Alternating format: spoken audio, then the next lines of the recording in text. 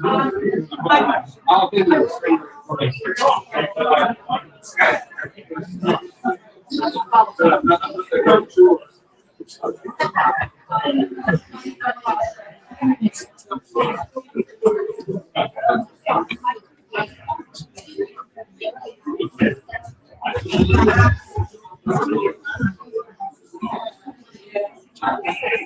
lost the game.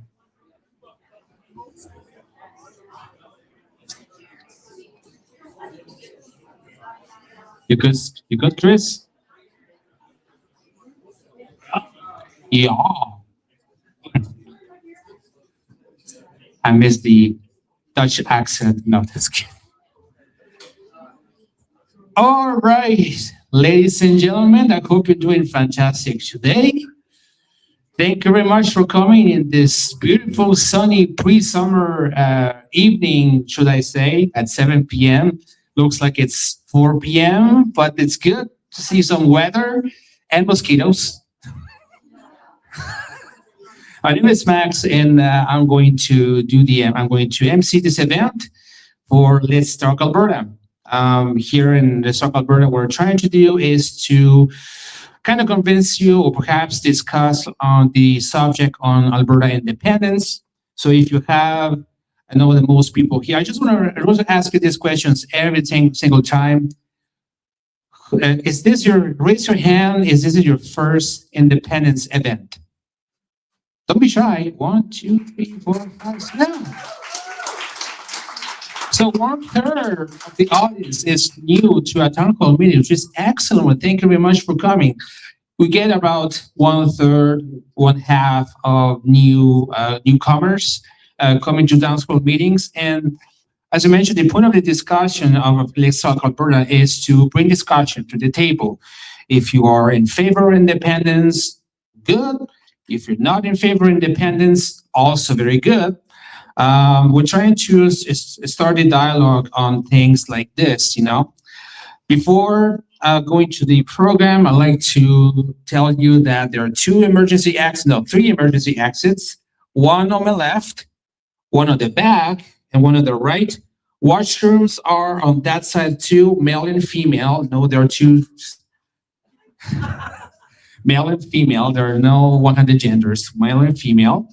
And also, just wanted to let you know that I'd like to start off the bat that this event costs money, and somebody will pass the bucket to collect funds because we're 100% grassroots funded. No, Donald Trump doesn't pay us.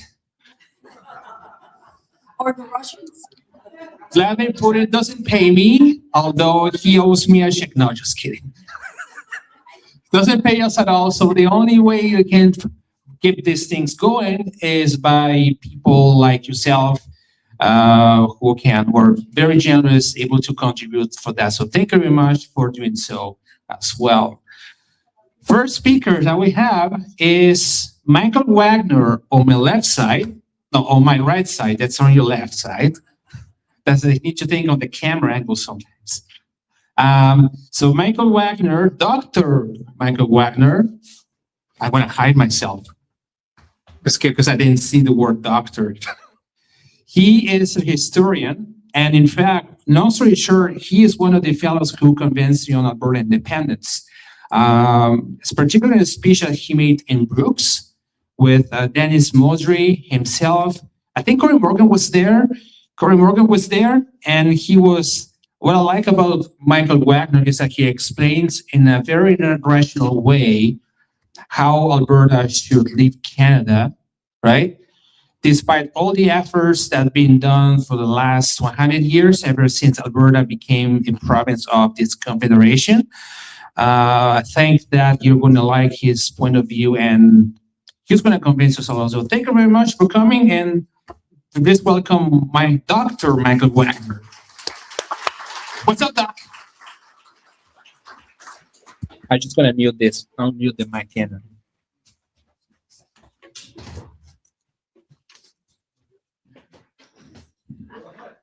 Okay, thank you, Max, for that. And I'd actually like to recognize Max and all the good work he's done. He's been at so many different meetings over the last while, like recording meetings and doing live streaming. So Max doesn't stand in the limelight, but he does a lot of the work behind the scenes. And so I just wanted to recognize the great work that Max has been doing for such a long time for the movement. He does so much for the movement. Thank you, Max, for that.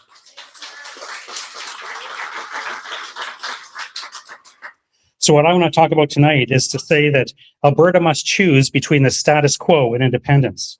Now, like most Albertans currently realize that our province is not being treated fairly within Canada. Most Albertans realize that. Of course, we prefer, our first choice would be for a reformed country where our province would be treated fairly within Canada. You know, the old motto of the Reform Party, the West wants in, that's really the true heart cry of most Albertans. We just want our voice heard within Ottawa. That's what we really want. And you could probably get a big majority of Albertans, you know, to agree with that idea that we want to reform Canada so that Alberta could be properly treated within Canada. Unfortunately, we cannot have what we want. The reform option for this country is not available. For decades, Albertans and other Westerners have been trying to reform Canada, and it hasn't worked. The problem is that while the West wants in, the East does not want us in. That's the reality we have to face. Therefore, we only have two choices: the status quo or independence. Now, to understand this, it's important to look at the history of Alberta in the last few decades. So, you know, actually, originally the Prairie provinces have always had conflicts with Ottawa from the very beginning. You know, since 1905, when Alberta and Saskatchewan were formed, there's been all kinds of conflicts with Ottawa, you know, between our provinces and Ottawa. But those difficulties that we had with Ottawa did not lead to a movement for independence until Pierre Trudeau became Prime Minister in 1968. Now, Pierre Trudeau wanted to fundamentally change this country by centralizing power in Ottawa and moving the country in a more socialistic direction. So it was because of Pierre Trudeau's policies that an independence movement started arising in Alberta. And so I call Pierre Trudeau the father of the Alberta independence movement. Now, one of the things he did was to unleash a political and economic attack on Alberta that was unprecedented in Canadian history. Like, the federal government has never attacked a province the way that it has attacked Alberta, especially since the 1970s under Pierre Trudeau. No other province has been attacked this way. And it's important to remember this. Like, in 1973, the price of oil began to skyrocket because of a war in the Middle East. And at about the same time, Pierre Trudeau put an export tax on oil that Alberta exported to the United States, because we'd been exporting oil to the United States for a while already. And now with this, up until that time, up until 1973, oil was only about $3 a barrel. So even though it was a good resource for Alberta to have, it wasn't making Alberta rich. It was just kind of making us a middle-class kind of province within Canada. But the skyrocketing price of oil as a result of the war in the Middle East meant that Alberta was going to get rich, because we we're going to get the oil as a provincial resource.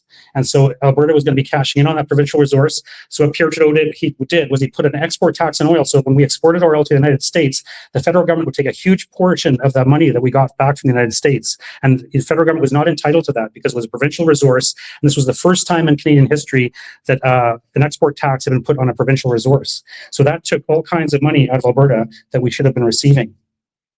Now, Peter Lougheed actually called this export tax on oil the biggest ripoff of any province that's ever occurred in Confederation's history. Like, Peter Lougheed realized what was going on, and he fought Trudeau throughout the 1970s. And despite Peter Lougheed fighting for Alberta throughout the 1970s and into the 1980s, things got worse in October of 1980 when Pierre Trudeau brought in the National Energy Program. Now, the National Energy Program devastated Alberta's economy, destroying businesses, jobs, and devastating the lives of thousands of people. You can still find people today. I still meet people at some of the meetings who remember, you know, that their dad lost their job or their family lost their house because of the National Energy Program. And actually, last year, I talked to 3 separate people who told me they either knew personally or knew of people who committed suicide at that time because of the economic devastation that the National Energy Program brought in their lives. So this is like economic warfare against Alberta. Now, 2 of the Liberals' main reasons for the National Energy Program was they wanted to, what they said was, get Canada greater energy self-sufficiency, and they wanted to Canadianize the oil industry because there was so much American ownership. Like, that's what they said publicly, what the reason was at the time. But after they were out of government, Marc Lalonde, who had been energy minister at the time of the National Energy Program, he admitted that the real reasons were not those reasons. They didn't actually say publicly what the real reasons were. So Marc Lalonde, a few years out after he was out of power, he said this to a particular journalist. This is what Marc Lalonde said. The major factor behind the NEP wasn't Canadianization or getting more from the industry or even self-sufficiency. The determinant factor was the fiscal imbalance between the provinces and the federal government. Our proposal was to increase Ottawa's share appreciably so that the share of the producing provinces would decline significantly and industry's share would decline somewhat. So the real purpose of the NEP, basically what he was saying, was the federal government to confiscate much of Alberta's wealth. That's what they actually wanted to do, and that's what it seemed like at the time. I just want to repeat that this sort of attack by the federal government against Alberta is unprecedented in Canadian history. No other province before or since has been attacked by the federal government the way Alberta has been attacked. Now, the anger towards Trudeau would later lead to would contribute to the rise of the Reform Party. Like the actual spark that led to the rise of the Reform Party was something that Brian Mulroney did, but there was already kind of a lot of anger still within Alberta towards the federal government because of what Pierre Trudeau had done. But we elected Mulroney in 1984, thinking that he was going to take care of us because all of our MPs were part of Mulroney's government. But in 1986, Canada had to decide which city would maintain Canada's new CF-18 fighter jets. Like Canada had bought the CF-18 fighters, and it was a very expensive government contract to maintain those, and there's only 2 cities in Canada that could maintain those fighter jets, Winnipeg and Montreal. So the government held a competition to see which of those cities could best maintain the CF-18 fighter jets, for the best price, and Winnipeg won the contract based on the government's criteria. And so Mulroney awarded the contract to Montreal, obviously for political reasons. So this just showed that despite the fact that the Westerners had voted for the Progressive Conservatives, they would still favor Eastern Canada when they had the chance because they needed to cater to Ontario and Quebec to keep their position in power. So even electing people into the government wasn't enough for us to get our concerns looked after by the federal government. So this outrage from the CF-18 fighter jet issue led to the creation of the Reform Party of Canada, because Albertans realized it didn't matter which of the major political parties we elected. They both have to cater to Central Canada because that's where the votes are. They have to maintain their support in Ontario and Quebec, and they'll do what's best for Ontario and Quebec, even at the expense of the West, because that's the only way they can stay in power. So the Reform Party began organizing under the leadership of Preston Manning to advocate for the West getting equal treatment within Canada. And this, as I mentioned, was the slogan of the Reform Party, the West wants in. And what that meant was the West wanted constitutional reforms in Canada so that the West's voice could be heard within the national government. That'd be the best option, was just to reform the country so that we could be heard in the national government. In 1993, there were 52 seats that the Reform Party won in the 1993 election. And the 1997 election, they won even more than that. They won over 60. They're winning almost all of Alberta's members of parliament because Alberta supported the Reform Party and supported the idea of us having our voice heard within the national government. But unfortunately, the East does not care what we want. The East does not want to hear our voice in the national government. And there's a couple of academics who explained why the Reform Party message was not heard. Now, these academics, Roger Gibbons of the University of Calgary and Lillian Birdall of the University of Saskatchewan, this is what they wrote about what happened with the Reform Party. They wrote this: the Reform Party's clarion call that the West wants in was widely derided outside the West as narrow regionalism, unsuitable to a truly national party. Indeed, the party system has helped to define regional in the case of the West, and the West alone, as somehow antithetical to national. Parties based largely in Ontario and Quebec are self-defined as national, a definition generally accepted by the media and elite political discourse. Parties based largely in the West are defined successfully by their opponents and the media as regional. The West is the only Canadian region earmarked in this fashion, and the only region with interests assumed to be at odds with the national interest, whatever that might be. So this is why the Reform Party was ignored. They consider the Western interest to be in conflict with the national interest, and we're the only region in Canada that's considered to have its own interest in conflict with the national interest. So besides the Reform Party, there was one other major effort to achieve constitutional reform, and that was the Senate reform movement. Like by the late 1970s, with Peter Lougheed fighting with Trudeau over the oil prices, Peter Lougheed actually set up a committee to advise the government on changes to the Constitution that'd be beneficial for Alberta. One of the members of that committee was a law professor from the University of Calgary. He convinced the committee that the best way to reform Canada was to reform the Senate by making the Senate into an elected body with an equal number of senators from each province. And so because of this, so this is late 1970s, the idea of reforming the Senate started to take off in the West. So in 1981, the Canada West Foundation published a very significant proposal for Senate reform called Regional Representation, the Canadian Partnership. It was written by 3 prominent citizens, one of whom was Senator Ernest Manning, who had been previously Alberta's longest-serving premier. So Ernest Manning and a couple other prominent citizens wrote this proposal, and their central argument was that Canada needed to reform its national institutions in order to provide a voice for the West in the national government. Otherwise, if the West didn't get this voice in the national government, it might secede from Canada. So Senate reform was the way to get Western voices heard within the national government. So then in 1983, an Alberta Committee for an Elected Senate was created.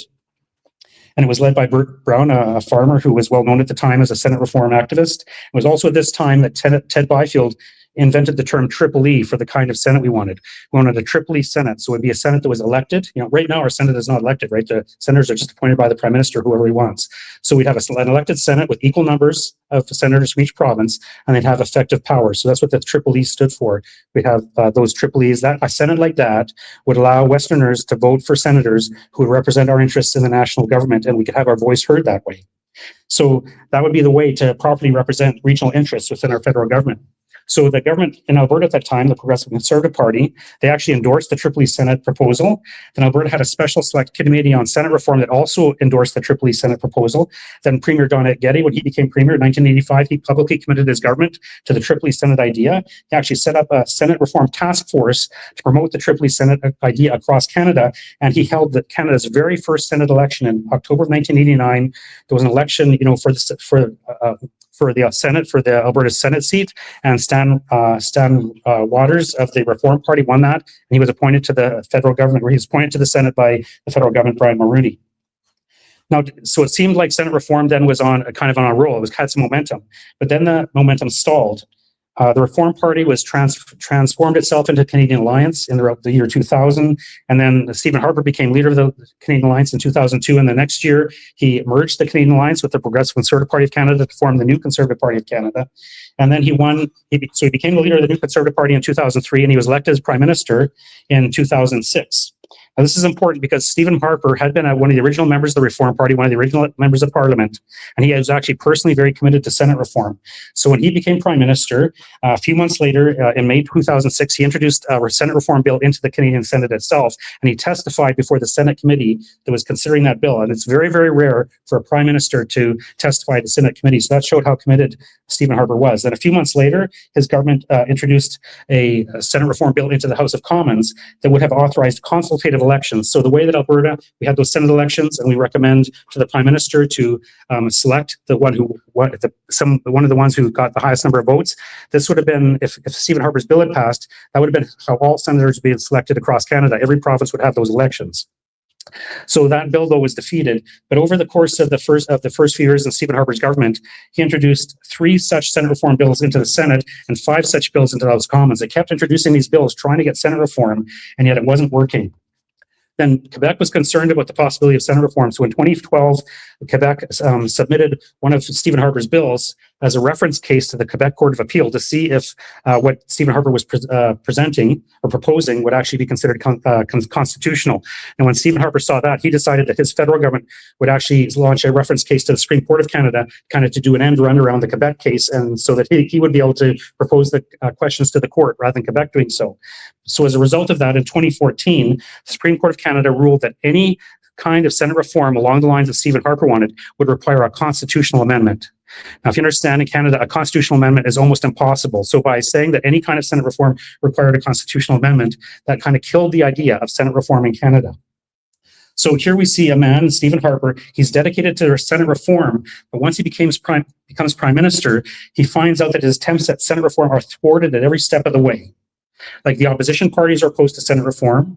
The Senate itself is opposed to Senate reform. Some people within his own caucus, inside the Conservative caucus, are opposed to Senate reform because they're from Central Canada. Many of the provincial premiers are opposed to Senate reform. And then ultimately, the Supreme Court of Canada was opposed to Senate reform. So Stephen Harper, a man who was committed to constitutional reform to benefit the West, became Prime Minister, and over a period of years used every tool at his disposal to try and reform the Senate. But he could not prevail in the face of opposition from Central Canada. So if Stephen Harper, as Prime Minister, could not reform the Senate, then it cannot be done. And if Preston Manning and the Reform Party cannot get the West's voice heard within Ottawa, then it can't be done either. Albertans must realize that we send our best people to Ottawa to try and fix the system, but the system could not be fixed. Spending the next few years trying to reform Canada's constitution would end in failure and frustration, as it always has in the past. Now, when we look back at this history, we have to ask, what more could we have done? Like when you think of all the efforts with the Reform Party, all those years of efforts with the Reform Party and all those years of efforts of Senate reform, what more could we have done to try and reform this country? So the game is over. It's time for Alberta to secede from Canada and become an independent country. Thank you.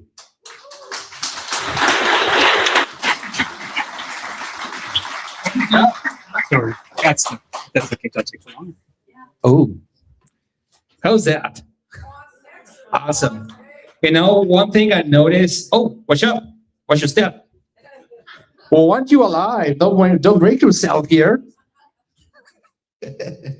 One thing I learned about specifically about Michael Wagner is just how badly Alberta has been screwed, to be honest. And the next speaker is kind of somehow related because I used to live in Quebec and back east and back over there, we have no idea what was happening or had happened here in Alberta. Nobody knows about the people who committed suicide after they lost their business, their farms, and their livelihoods because of liberal policies from Montreal or specifically Ottawa, right? So when you get to know what's happening, then you realize that's basically what convinced me to get on board in independence, quite honestly. The next speaker, his name is Ben Trudeau. Don't hold against him. It's not the other Trudeau, you know Fidel Castro's boss son. Yeah, but it actually I even had customers on my previous job whose last names were Trudeau. So it's a very common last name. Don't hold against them.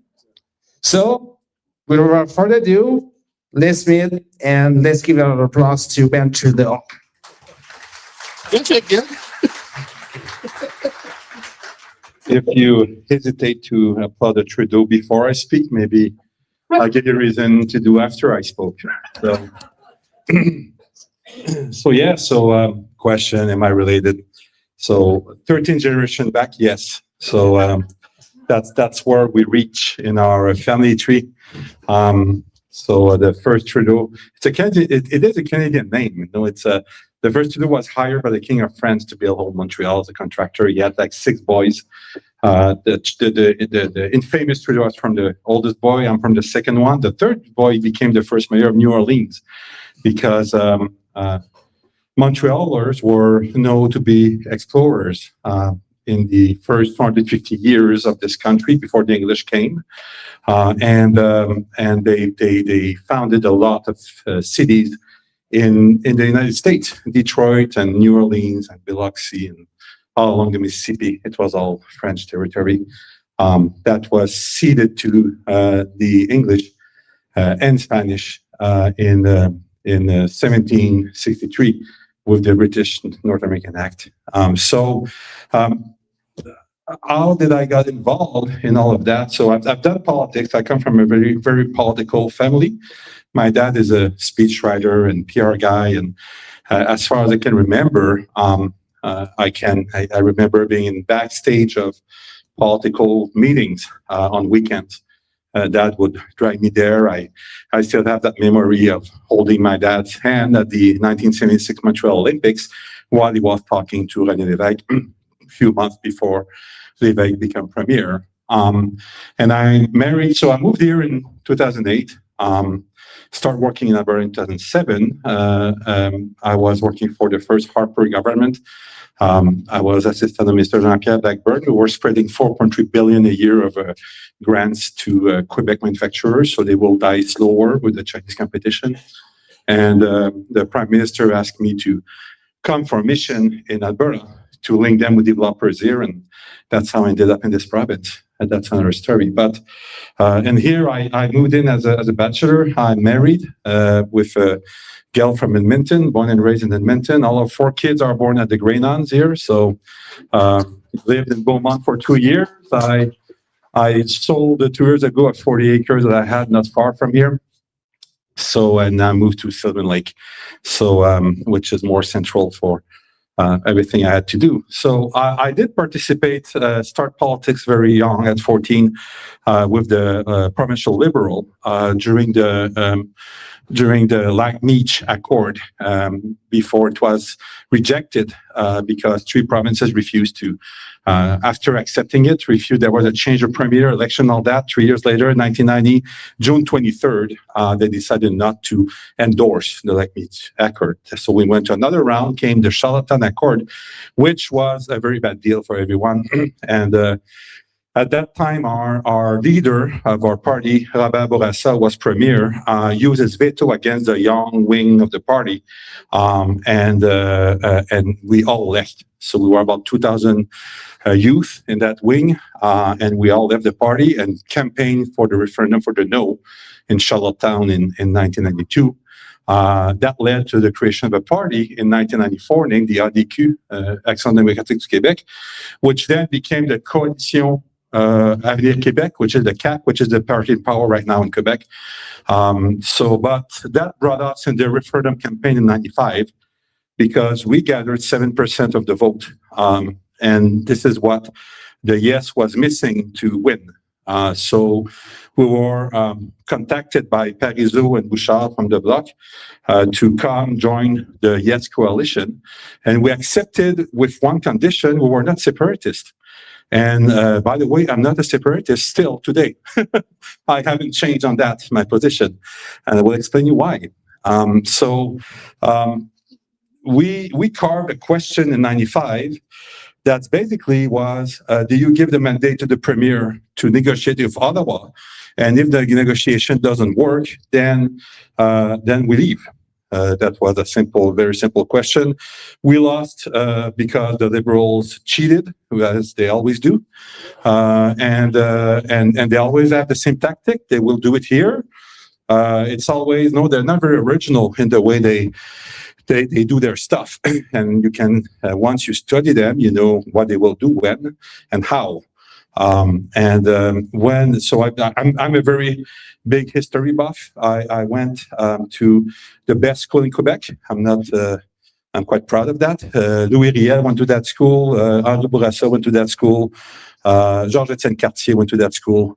It's called Collège de Montréal, founded in 1767.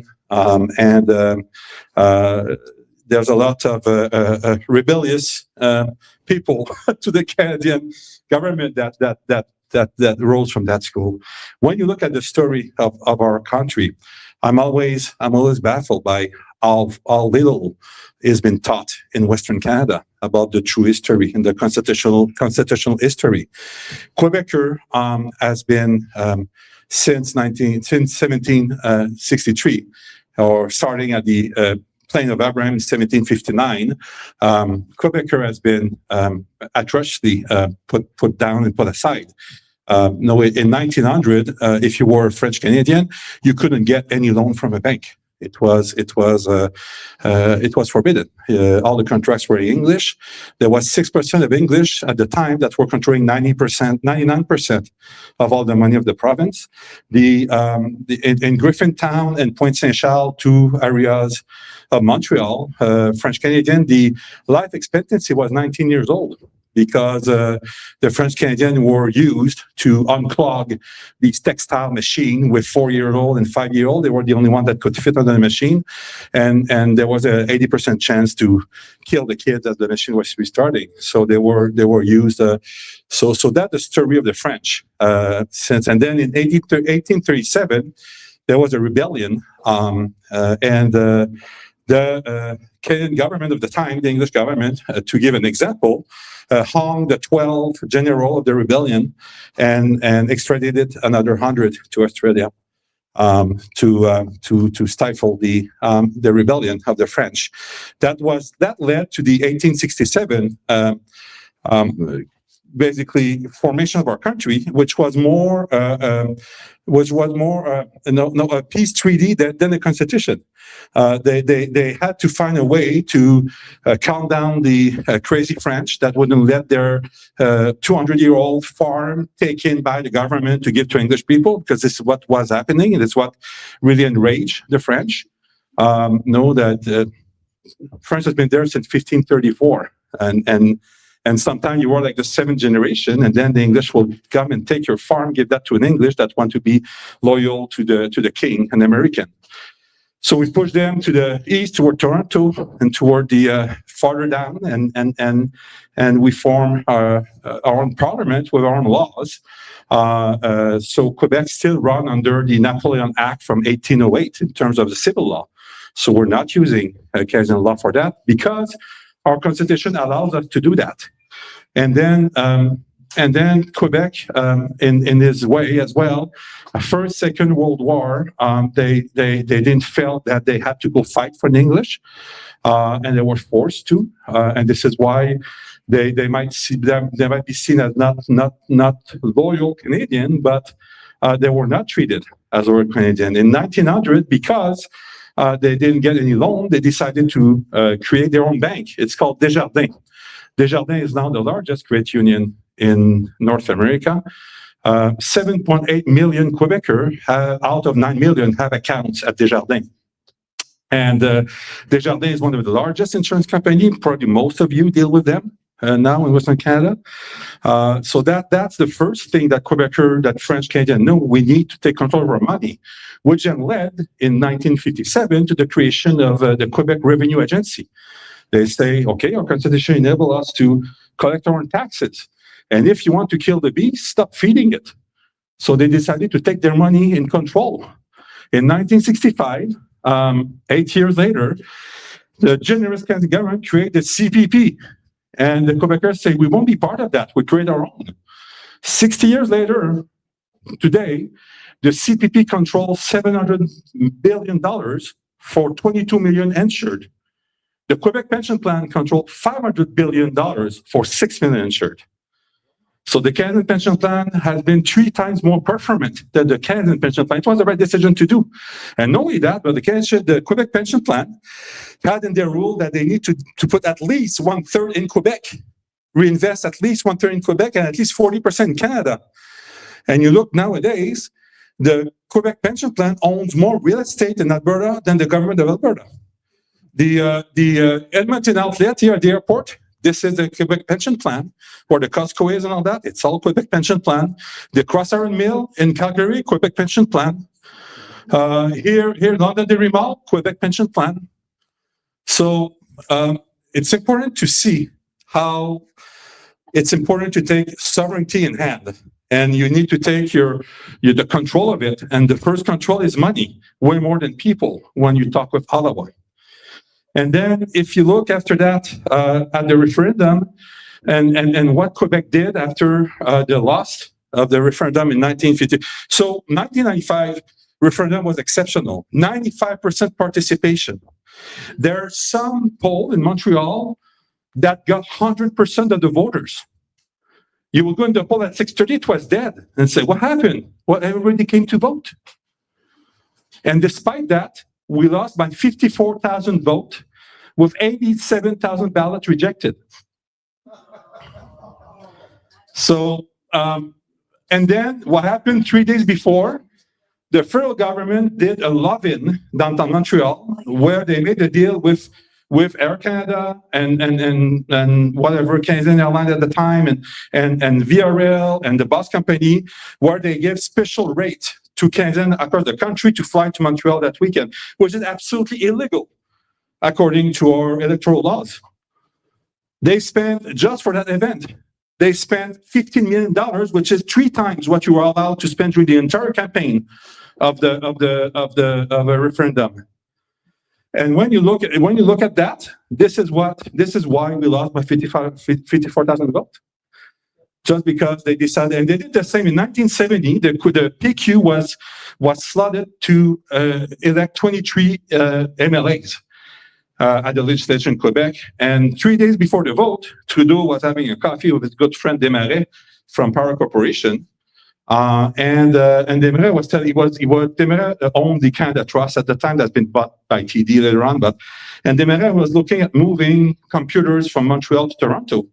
And what they've done with Trudeau convinced him to hire the Brinks to move the computer boxes, because the computers were big at the time, and to take $500 million insurance per truck. And then they called journalists from English media to take picture of the convoy of these 9 trucks moving the computers, saying that they were actually moving money out. And the vote for the PQ went from 23 votes to 7 seats because of that, 3 days before the election. So I long to see what they will do on October 16, but that's going to be a very critical date. No.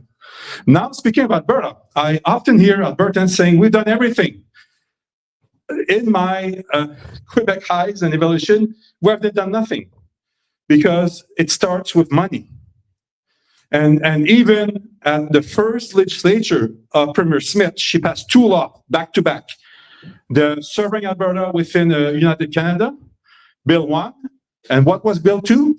Bill 2 was to add condition to get out of the CPP.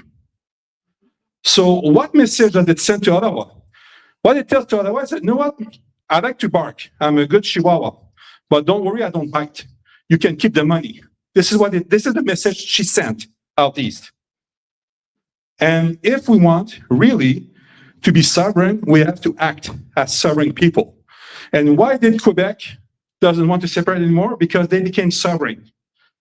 They pushed their sovereignty to the extent that now they don't really need to separate. Know that Quebec has 38 embassies across the world. They don't use the Canadian embassy. Quebec has 2 representatives at the UN. Under Quebec, not under Canada. Quebec has its own, control its own money. Quebec has its own immigration. They control their own immigration. If you apply to the text, our constitution, we have way more freedom than any American state as a province. It's just a question of courage. It's just a question to make the move, starting with the money. Because as long as we fill only one tax report and Ottawa manage everything, there's nothing to negotiate. They are the one holding the money. The day we collect our money and we tell them, no, what? Sorry, boys, but we don't like this one. Quebec has a ministry. Thank you. Quebec has a ministry. They have 600 bureaucrats sitting in Gatineau, and their job, their sole purpose, is to look at every penny that Quebec sends to Ottawa and making sure that they get service in exchange of that. And if they find a place where they offer the service at a better price or more service for the same price, they ask for their money back from Ottawa. And this is constitutional. So when I hear, oh, we've tried everything. Oh yeah, we tried, even Harper tried everything. Well, yes, at the federal level, but provincially, we haven't started to try anything. It starts by the money. It starts by stopping Ottawa to be able to pull us over on a country road. Like in Quebec, like the first few months that I moved here in 2008, I got that summer, I got something like 6 tickets. Because when I was seeing our RCMP car, I would not slow down because they cannot pull you over in Quebec.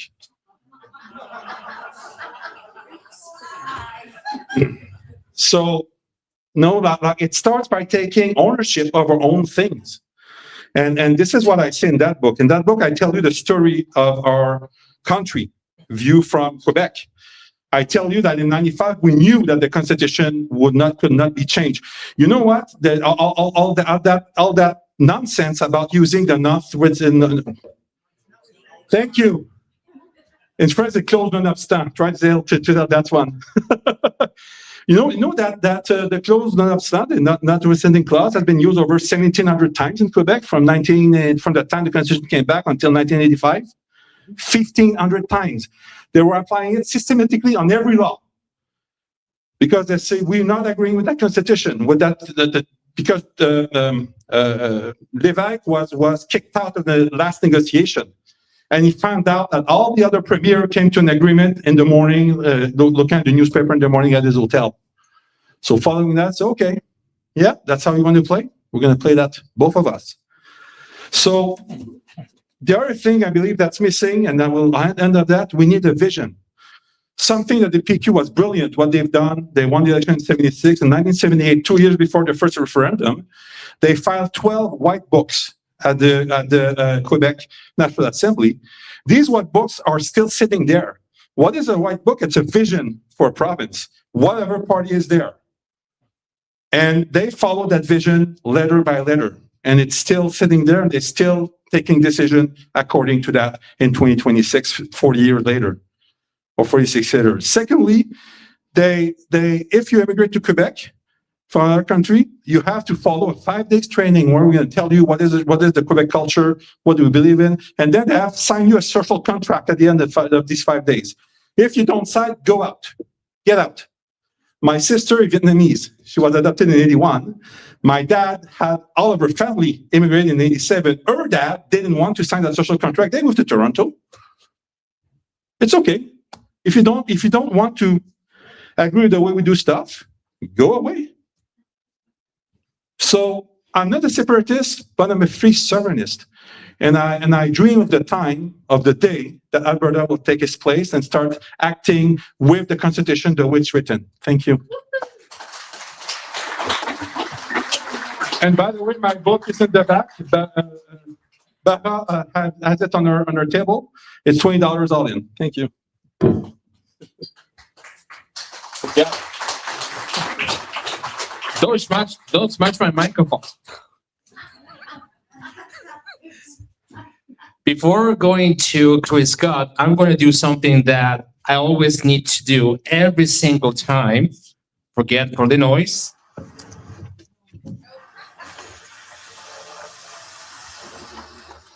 He doesn't like the podium. I said tripod because the reason why he's doing everything like this is because the CTV, the lamestream, or should I say, the CBC, CTV is basically saying that we're AI slob, that we're AI, Alberta independence. Oh, sorry. So we're AI, that we're essentially paid actors, sales paid by Donald Trump, whatever, which is not true. Russian interference, that's a new, but apparently the RCMP is saying that it's not true now. Yeah, they changed 12 hours later, go figure now. So the next speaker, the guy you probably also were looking for with this delicious cinnamon buns and cheap gas and the briskets. How many of you were at the last week at the Independence rally at the Whistle Stop? Raise your hand. Don't you know that we have a separate event, 2 events, one in Looma on the 26th, going to be very kick-ass, and on July the 1st, which is going to be like massive, like ultra massive. So if you haven't started on vacation, that's going to be the right time. So please, without further ado, welcome to Chris Scott over there. I told you podium, I actually need a podium this time. I'm just kidding. Well, good evening, everybody. Thank you for coming. On my way up here, I was distracted because this is alcohol. Just kidding. No, I actually got distracted because I was reading this by accident, and it says instant hand sanitizer, drug facts. So this is a drug of some sort, a medical intervention, hand sanitizer. And I remember a time when our government was telling people to use that drug without ever telling them that it was a drug or any of the side effects or anything like that. And it kind of reminded me of my good friend Jason Kenny.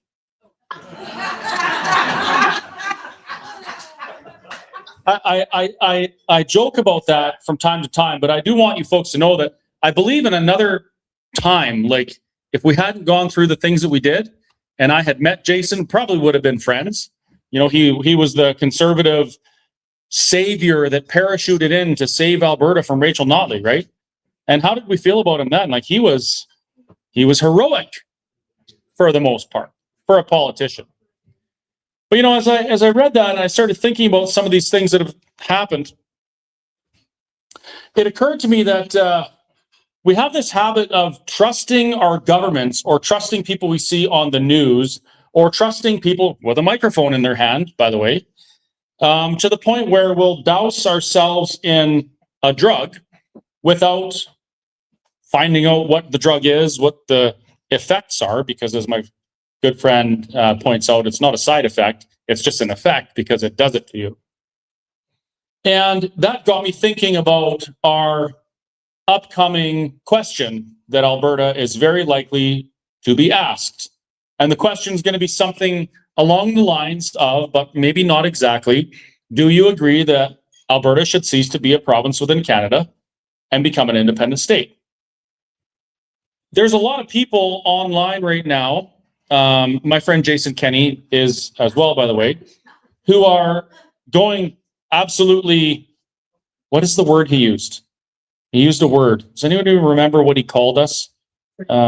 He said we're over caffeinated. Lunatics. Yes. Yes.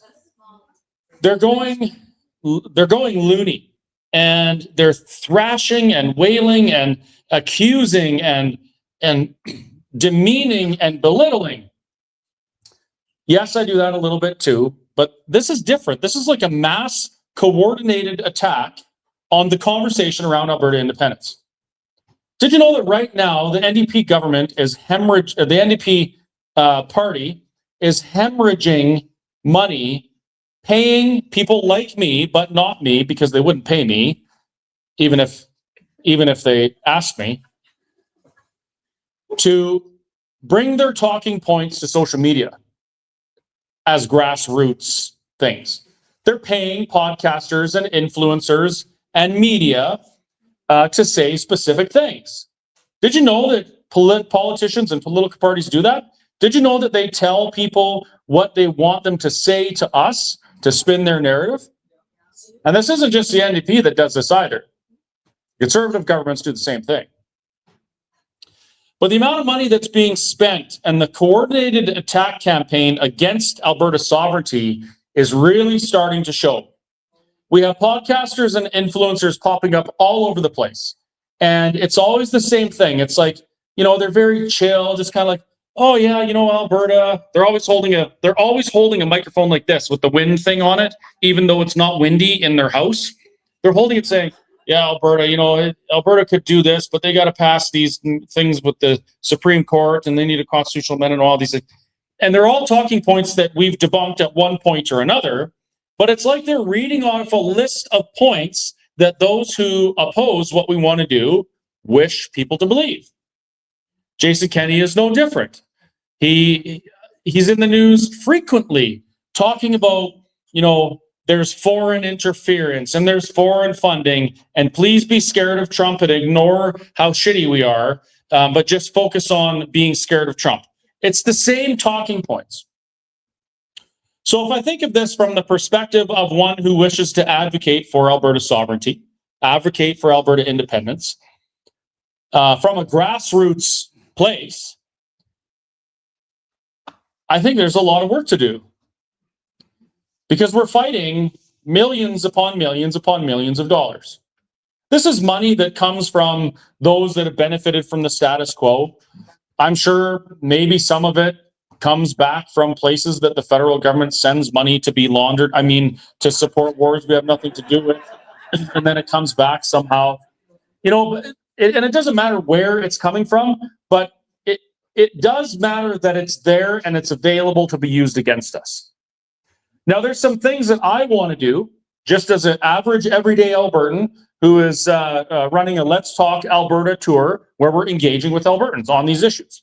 We want to specifically get people in rooms and hear, most importantly, why they would be opposed to Alberta sovereignty. That's the most important question.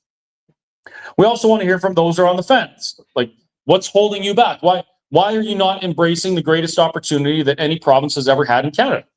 What is it that you need to have clarified, or what is it that you need to have,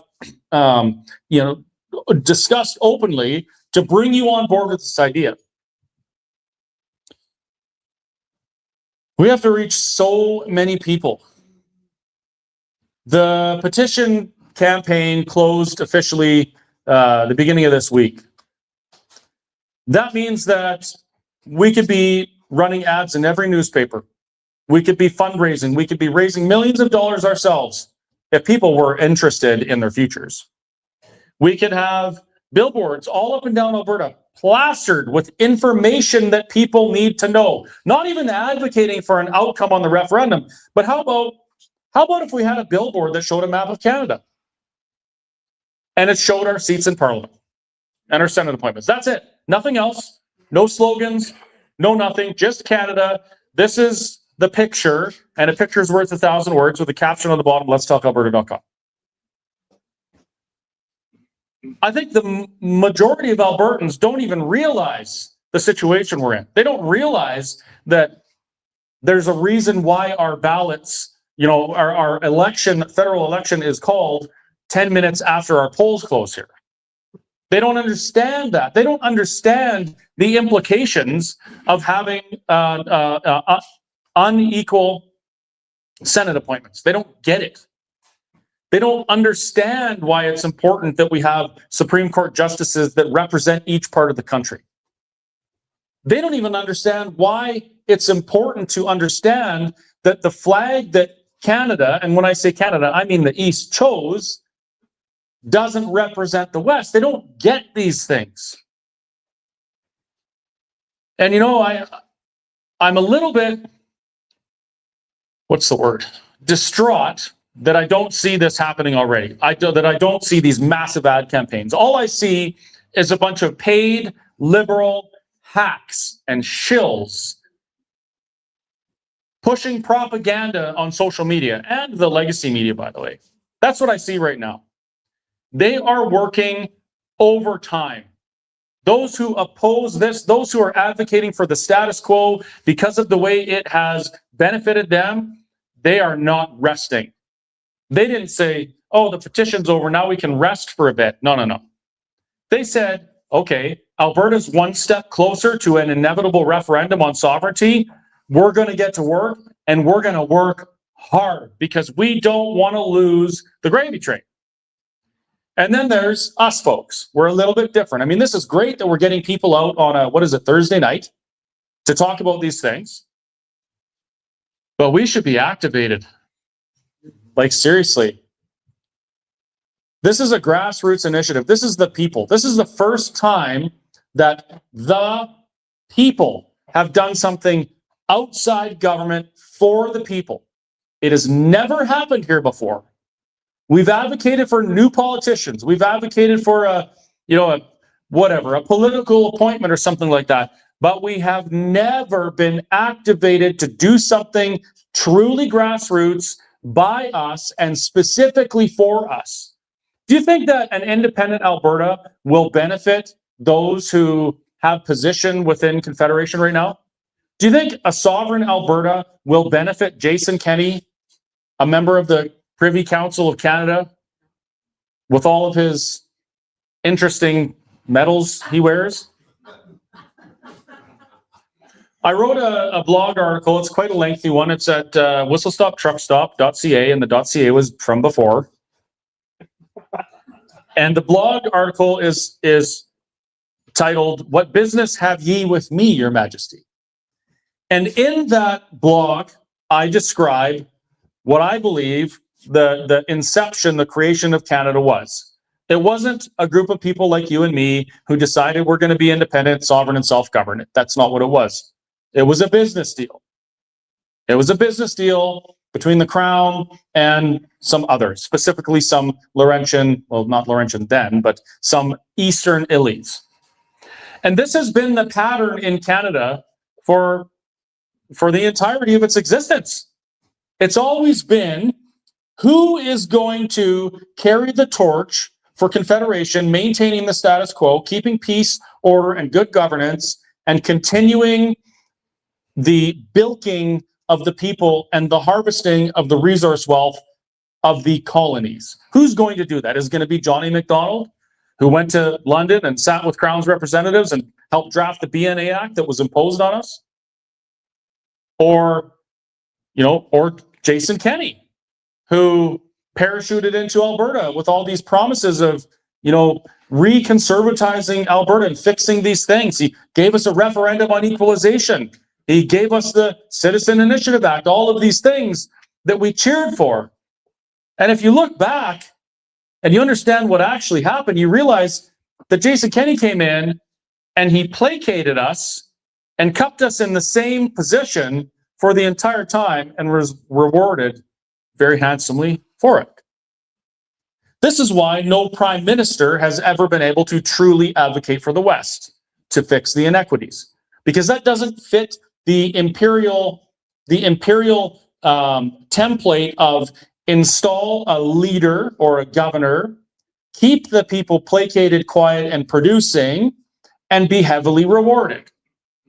there's a theory, a conspiracy that perhaps Johnny MacDonald wasn't as charming as he may have believed and didn't end up with a wife 30 years his junior just because, you know, he was a good-looking old guy. It's just so happened that occurred after he did a great deal of work on behalf of the crown and, you know, imposed the BNA Act on us and stuff like that. But that's another story. Medals, title, you know, moving into the inner circle, all of these things have been rewards for those over the years who have maintained the status quo at our cost. And so when you think about that and you start to understand what it means for Alberta to stand up and say, yeah, no, we're not going to do that anymore. We're not going to give you all this money anymore. We're going to take care of our people. The people that earn the money are going to benefit from the money they earn. Yeah, you know, we're just not going to buy into your 30-30-30 thing and give back 30% of our farmland to nature because climate change. We're not going to do that. That house of cards is a multi-trillion-dollar house of cards.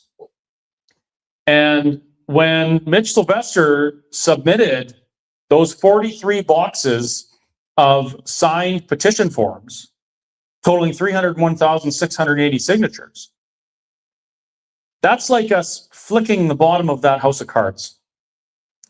And they are freaking out.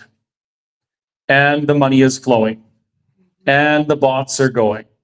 There are some really happy kids in India right now working walls of iPhones, posting on social media against Alberta independence. There's a lot of liberal shill podcasters and influencers who are enjoying the benefits of promoting the status quo. And then there's us. Some guy that has a restaurant in the middle of nowhere, Alberta, although it's not really the middle of nowhere, it's kind of like in an ag hub where I'm at, so it is somewhere. And a group of independence-minded Alberta patriots who want change. So how do we go from this to what we want our future to look like? How do we do that? Well, we got to raise some money, for starters, that's for sure. So if there's any billionaires in the crowd, please see me after. But we also have to learn. We have to take personal responsibility to be the change we want to see in the world. You want to see an independent Alberta?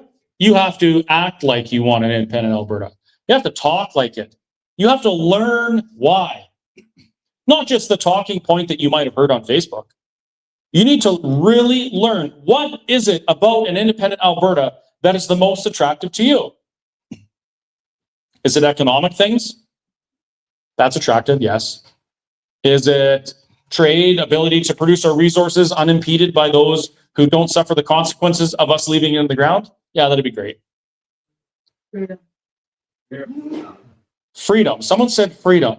That's very similar to what my core motivation is. Because freedom isn't all roses, by the way, folks. Freedom, when I define freedom, when the media asks me, what is freedom to you? I say freedom to me is the opportunity to try and fail. That's what freedom is. It doesn't mean it's going to be great every time. It doesn't mean that it's going to be perfect. It means that we get to try, we might fail, and we might succeed. And either way, it's good for us because if we fail, we learn, we can do it better the next time. And if we succeed, then we did the work and we reap the benefits. That's what freedom is. But how do we get freedom with an independent Alberta? Why does an independent Alberta offer freedom that we don't feel like we have in Canada?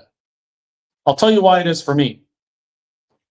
Because I don't believe Alberta could ever effectively influence the policy and legislation that governs us. No matter what we do, even if we had some sort of a pact with the rest of the Western provinces, there is no way by which we could attain or vote for the freedom that we desire. We cannot do it. And that is the biggest motivating, that is the only motivating factor for me. Because before I had that epiphany, I realized that's what the case is in Confederation. that not only can we not do that, but wow, it was actually designed that way on purpose. Before that, I grumbled about the economic things and managed my money poorly, so I couldn't say anything anyway. I grumbled about the ridiculous things that our federal government did to punish our energy industry. But I didn't stand on stages and advocate for the biggest change this country or North America actually has seen since 1776. I didn't do that. But now that I've realized these things, and now that I see the forest for the trees, and I realize we can never truly be free the way that we're intended by God to be, now I'm motivated. Now I'm going to go and do another, 194 of these events across the province. Now I'm going to almost abandon my business, which if you're a business owner, when you take 6 months away from your business, you know what that costs you.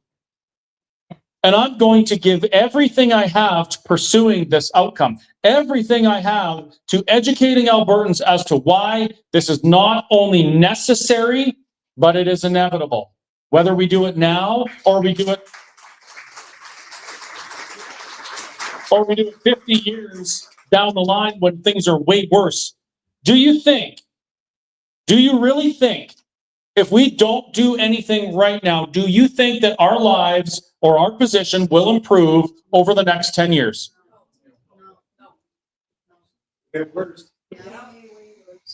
is going to get worse. It is getting worse. It's accelerated. These attacks on our freedom and prosperity have accelerated to the point now in this country where it's acceptable to fine a man $750,000 for calling a man a man. It is accelerated to the point where reconciliation completely abandons any notion of truth and then punishes hardworking individuals by giving their property to people who never earned it. That's where we're at right now, and it's not going to get better. I get tons of questions. We get tons of questions almost every event, and I'm sure you're going to ask them. I hope you do. About what are we going to do for currency? What are we going to do for military? What about international trade? This Anthony guy said that we're not going to be able to have airports anymore. Oh, and this other guy from Toronto said that we're all going to get audited by the CRA and we shouldn't be allowed to share our political opinions because they aren't the same as his. Right? We get all these questions. And people are rightfully freaked out because we don't know exactly what it's going to be. That's a little bit scary, I'll admit that.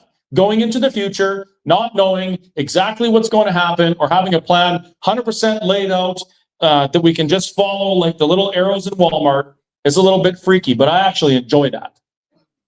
I do. I would have been one of those guys in Norway. I have a little bit of Norwegian ancestry.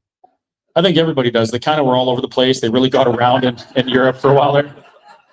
But I would have been one of those guys that looked out at the sea and I would have said, I don't know what's there, but I'm going to go and see.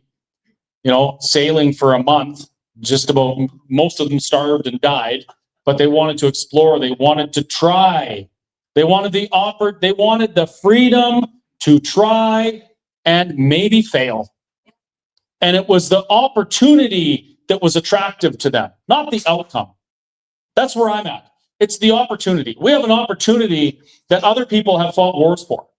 We have an opportunity to take control of our futures, to chart our own course forward. And we don't know where it's going to go. I can't tell you if Albertans will stay motivated and engaged and active in civics going forward into the future, even in a new Alberta. I believe they will, but I can't tell you for sure. We could become an independent Alberta. Everybody could completely shit the bed, not go to anything anymore, and the tyrants will do what they always do again. That is a possibility. I'm going to try not to allow that to happen. And I think you will too, so I'm hopeful.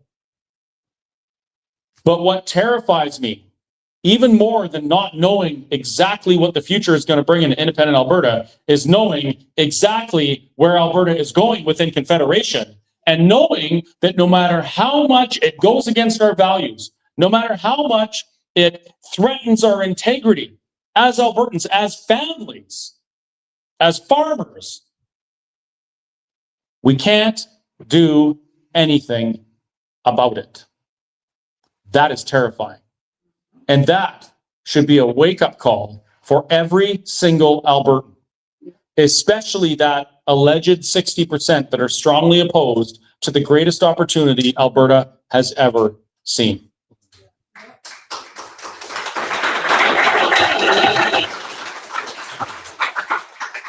So we're going to have a short break, which always turns into a longer break, but that's fine because we like to mingle. And we're going to come back for a Q&A, let's say 10 minutes-ish. And folks, for those of you online, we're just going to leave the stream going so you can listen to the mingling. But before we break, I need to ask a favor of all of you. When you leave here, when you go home, when you have conversations with those people in your circles that don't come to these meetings, you got to start being bold with your conversations. You have to start talking about these things. That's why this is called Let's Talk Alberta. Not just because we want people to come to these rooms so we can talk to them, but because we want you to talk. We want you to speak. Use your voice where you're at. It doesn't matter where. And in closing, I'll tell you one of the easiest ways to start that conversation around Alberta sovereignty, around Alberta independence, is if you go to that table there with the lovely Jessica and you buy a t-shirt just like this one that has a slogan like Free Alberta or Alberta Republic or something like that. Yes, that was a shameless plug because I am a capitalist. Yes, absolutely. But it is true. My buddy Berta says, wear your opinion. Don't hide your opinion. Wear it. Show it. And let the conversation start. And let's get talking. See you in a few minutes. For those who are here still, I'd like to remind you that there's some QR codes that you can scan. That's going to give you the streaming link as well. Chris is also streaming on the zone as well. And there's also some posters, some gray posters. They're orange. They're orange. But they also have the links for the stream as well. So going to intermission more guys, and we'll see you in a bit. I'm going to put the chairs and everything. And see you in a bit.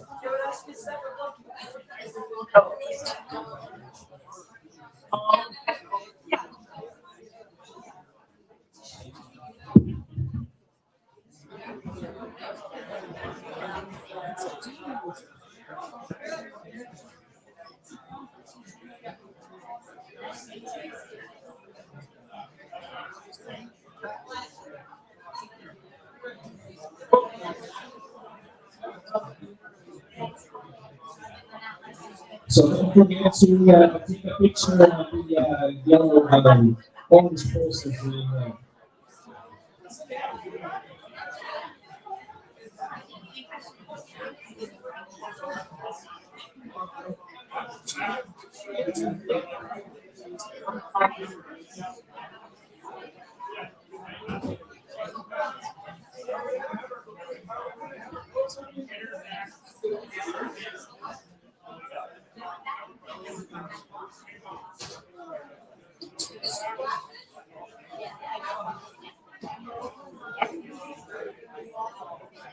This is a PSA. Somebody dropped some glasses up in front. Hello. Somebody forgot some glasses here. They're on the ground.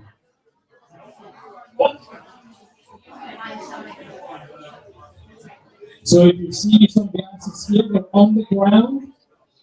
Please pick them up. How are yours? All right, you're the wonderful winner. All righty.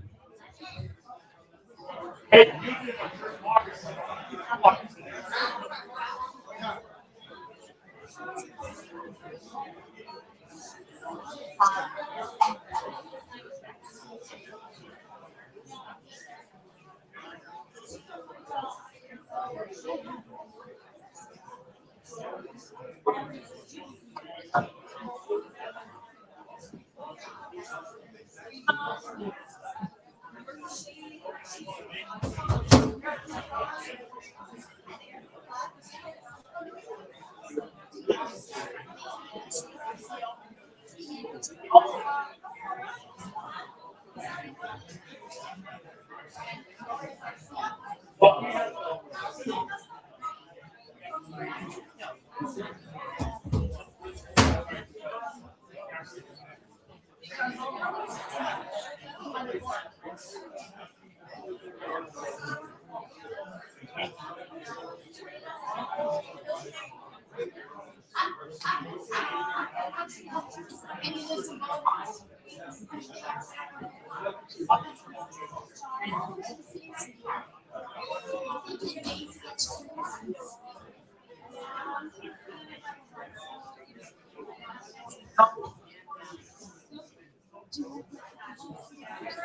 do.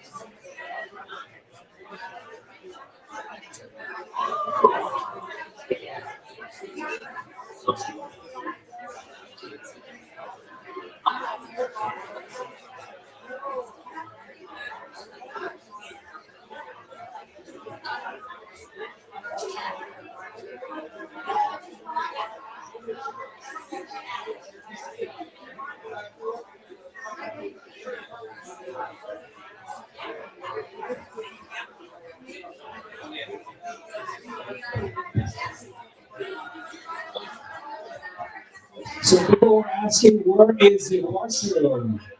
You guys see up here? Do you guys see me over here? The guy with the microphone here? Yes? Okay, follow me. Where the washrooms are. All right. The washrooms are down here. I want everybody to look at me. This is where the washrooms are, right here. What's in the back is the kitchen, not the washrooms, and utility room.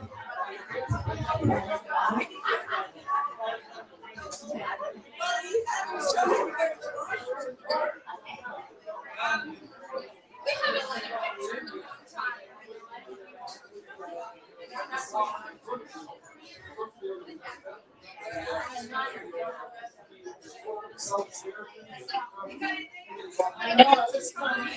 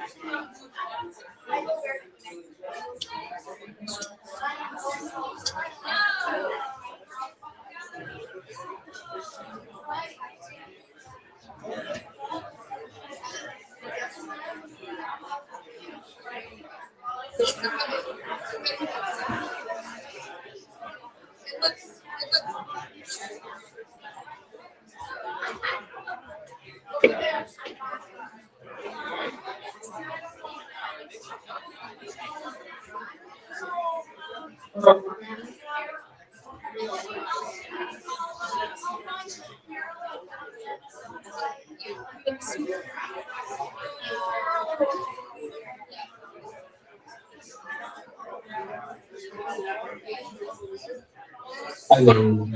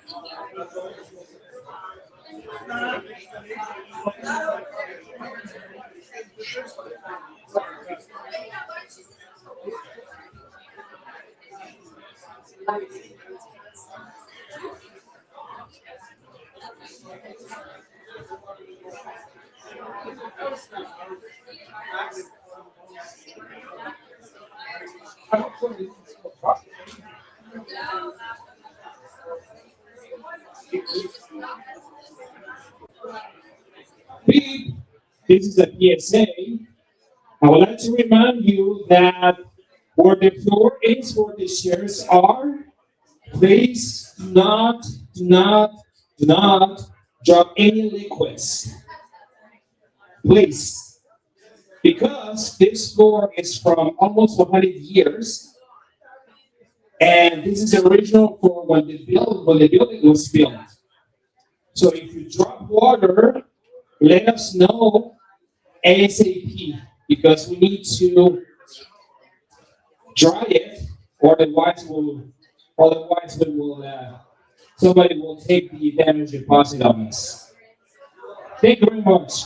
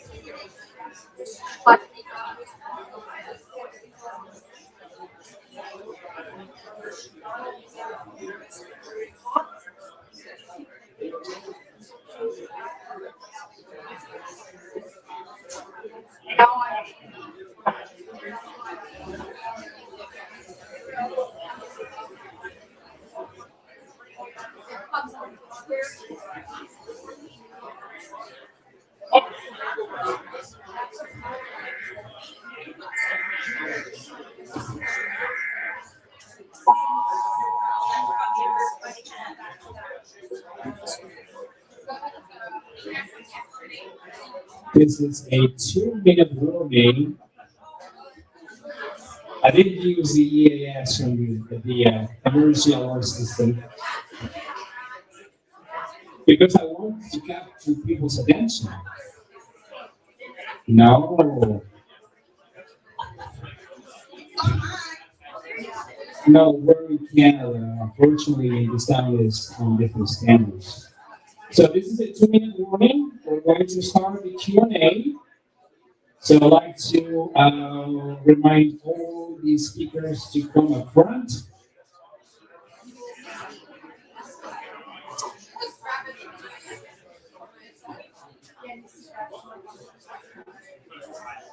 So the way the Q&A section is going to work is that I will have a beautiful Sennheiser microphone that I'm going to handle. And if you have questions, I'll pass the microphone. No statements, just questions. Okay? It's my shiny microphone.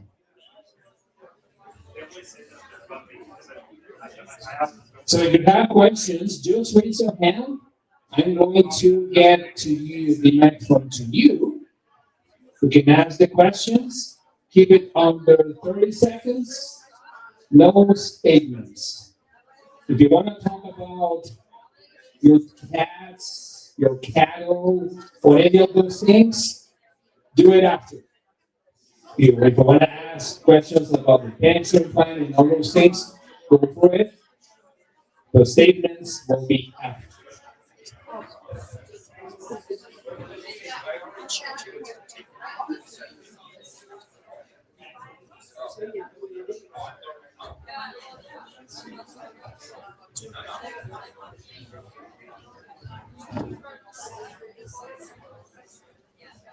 Benoit, mes amis, venez ici.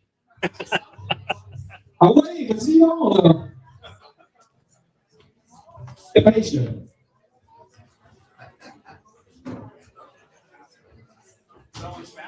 Hey?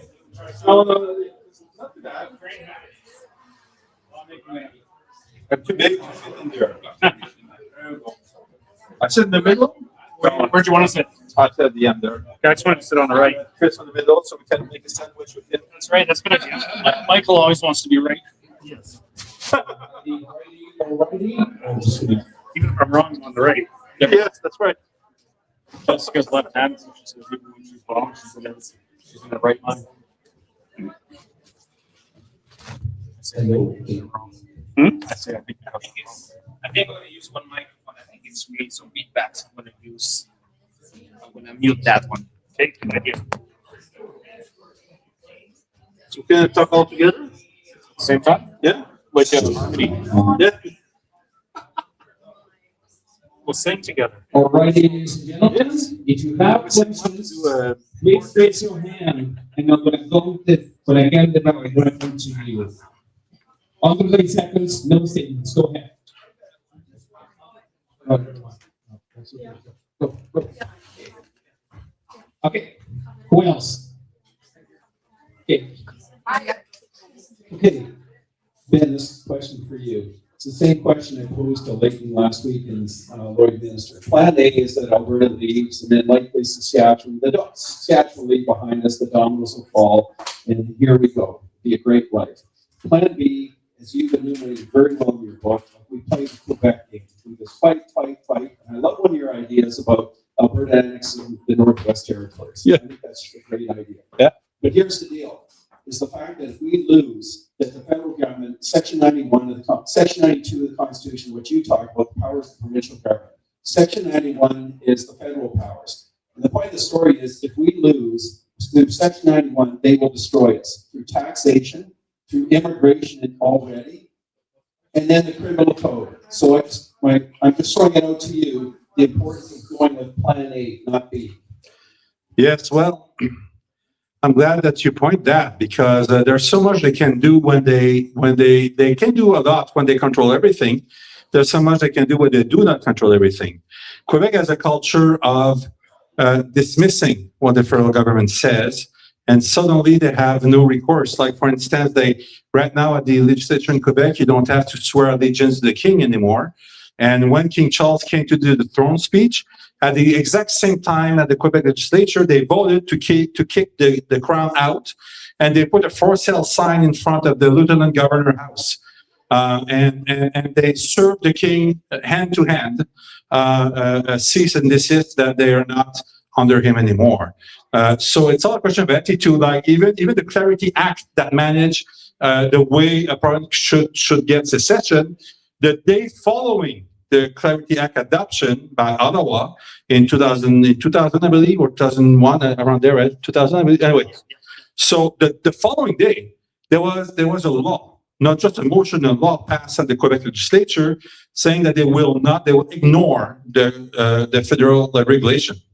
As for taxation, again, if we get rid of the agency, that pick up the taxes and replace it by a provincial agency that give us some control. As for the criminal law, the administration of justice is all provincially led, so we have the right to ignore stuff in the provincial in the criminal law. They do it in Quebec. There's some portion of the law that they are way more lenient, so they're not ignoring, but they're very lenient of their interpretation.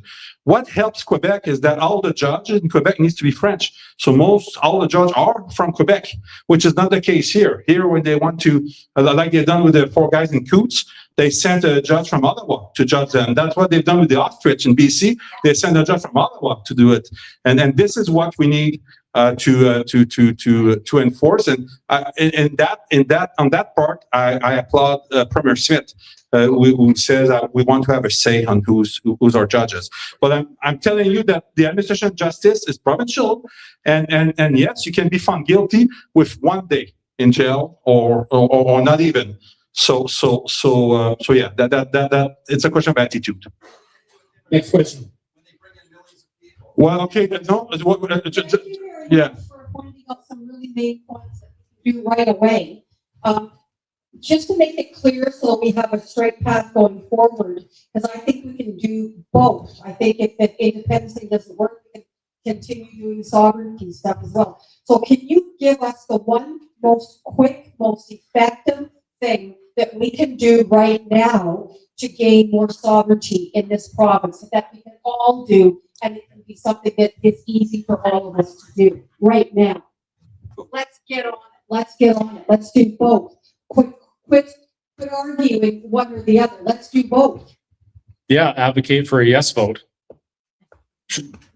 Yeah, I mean, we have, we're talking 5 months. Exactly. 5 months to move 20% or so to a yes vote. Short of that, what else is there? We can work on the pension plan, sure. We could work on our own tax collection, sure. We get that yes vote, and all of those things become negotiation points. That is the single greatest opportunity that we have right now. So even if you're not sure. We can't hold that's a different format. Yeah. You have a question. Go ahead, sir. I'll go to the microphone. Adding on to what she's asking about, what can we do now? Why don't we ask Danielle Smith to pull the Alberta signatories from the 1982 Constitution, which is a Go ahead. We've asked her to do all sorts of things. You know, she campaigned on pension, policing, immigration, these things, right? Nothing has happened. It's like the political will to do things is only as strong as the voices that are telling them to do it. And we asked for all these things, and then when it came time for, we're talking about the pension plan, well, everybody's too busy. We're too busy to worry about that, right? Yeah, because if you pull out the signature that Alberta put in 1982 with conditions, then now the Supreme Court had reversed those conditions. There's no reason for Alberta to be part of it. Yeah, this is something, if we wanted to do something like that, we need to start now and advocate for it. In a democracy, if you bring enough people, you'll win. That's what you have to do. You bring in more people than the next guy. Is it realistic to think that we're going to bring enough people to compel the government to pull our signature off the Constitution? Never happened. You're correct that it would do something, but the likelihood, it's implausible and improbable. So I don't believe it's a path that we need to focus on. I do believe the yes vote would be akin to that anyhow. Next question. Hold on a sec, Max. Okay. Yeah, I just want to add to that Quebec never signed the Constitution, and it's still under it. So even removing a signature at this point, after being subject to that Constitution that long, is moot. It's like it wouldn't have any effect. So Chris mentioned in his speech that more people should get activated and get involved in this, which I completely agree with.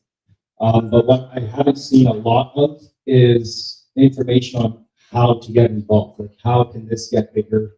How can we get more people involved and whatnot? Because the only thing I've heard is, you can go to statefreealberta.com, let's talk Alberta, and there's not much on there for people to be like, okay, yes, I'm in on this. I want to get more involved, right? So how can, especially younger people, right? How is that? Yeah. So anytime someone asks, how can we become more involved? The first question that I would fire back is, what are you doing to become more involved, right? The very first place it starts is in your own circles. Like getting involved is as easy as, maybe having a group of people over and you're talking about these things, or having a conversation in a grocery store. It's not just standing up on a stage and talking at people. It's having the conversations where you're at. The Stay Free Alberta, that's done now. The petition period is over. Let's Talk Alberta. We're trying to encourage people to do just this. And it's a political campaign. I mean, what do you do when you're involved in a political campaign? You get out, you talk to people. When they call for volunteers, you go. When you need to do door knocking, you sign up. When you go to the website and there's a thing on there that says subscribe, you subscribe. So when there's initiatives, you can be contacted, things like that. So getting involved, it starts first on an individual basis. And then after that, when you get enough people and honestly enough money in the bank, then you can start doing some of the bigger things. Next question. Oh, No, I'm just going to add, getting involved partly depends on your own personal circumstances, in the sense that some people have special giftings for something. Like, let's say you had really giftings with computer technology and stuff, you could offer your services to an organization to do their website or something like that. Or if someone already has like a YouTube channel or a podcast, and they could bring on people to talk about these kinds of things. So, and also depends on how much time you have, right? Because some people, let's say a young family with kids, they'd have less time to be involved. They should focus more on their family than on political stuff. But so a lot of how to get involved depends on your own circumstances. But if you have particular skills, and it'd be helpful to find a group that you find appealing and offer those kinds of skills to that group. IT skills or podcasting or videoing, or like Max does so much good stuff. So his podcast. So partly depends on your circumstances. we're going to the next question. I'll call you my phone. I'll call you my phone. My question is, how come Quebec separated from, yeah, and we cannot? Well, we could. We could. The real reason is that there's no consequences. So Quebec do stuff, and if Ottawa don't like it, they can sue. And Quebec is very, very receptive of being sued. So they don't scare. They'll ask permission first. Quebec does thing always, ask permission never. So it's not a question of doing it, and it's even anti-constitutional. It goes against the Constitution what they've done, but nobody did anything. So let's keep on doing it. No, so it's and by the way, it's the same thing. I was in Quebec last week to help out my mom and stuff, and I met some friends, business and all that, and they were telling me one of them has maple syrup, and he was telling me that this year was very tough because Quebec kicked out all the illegal immigrants in their province and temporary workers under their own immigration ministry. So Quebec has been way more effective than Donald Trump in cleaning up shop in a very short time. I can tell you that, having their own provincial ministry for immigration, and Ottawa cannot do anything against it. It's just a question of you control, like the illegal students that they stay. What they've done, they tripled the international university fees. So they all left and went to register to Ontario universities instead. So, or Alberta, yeah. So it's just a question of attitude and doing stuff around to achieve your goal. So, yeah. I'm going to the next question. Okay, this isn't a question. I just wanted to add on to what was asked. I'm a homeschooling mom, so we attend a lot of like homeschooling events and co-ops and things like that. Just the last question that we had here.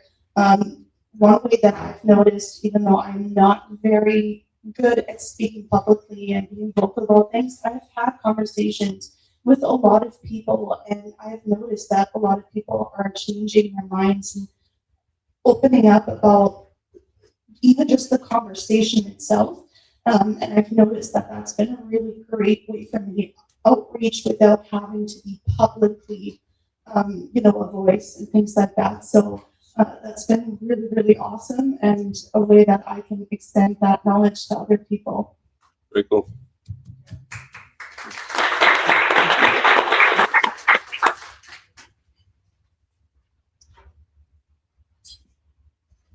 I still have handouts here, just gonna hand over the microphone so we get it.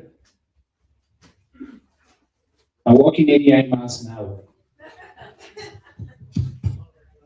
It's good to have exercise, I guess. Benny, your name Ben? Yeah, my name is Bill? When we were on the floor, you were talking about banking and where our oil money goes every month and how much. And you think we should be banking here more as Alberta banks? Yeah. Can you explain that so everybody can kind of hear? Yeah, so in Alberta, we collect our royalties from the oil production every Friday afternoon. All oil companies have to deposit before 3 p.m. In two branches, Edmonton and Calgary, at the CIBC.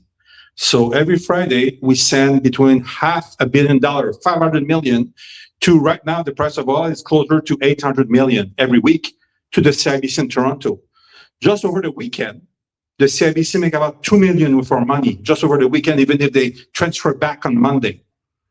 Okay, so we have to know, when I say we have to act sovereign, let's act sovereign. That money should be deposited in Alberta regulated institutions. There's 14 of them, ATB and 13 credit union. So true. And the way to do that, by the way, is what needed to be done. How do we do that? Well, I will tell you how it's done. It's the minister who has the right to write a letter to his deputy minister saying, please shut down the account at CIBC and open at ATB. Signed, Brian Jean. Period. No vote, nothing. This is what the procedure to make it happen.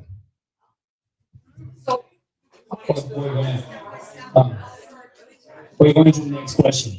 If you have comments or anything like that, just keep it up, okay? Go ahead. I very much appreciate the excellent information all three of you gave.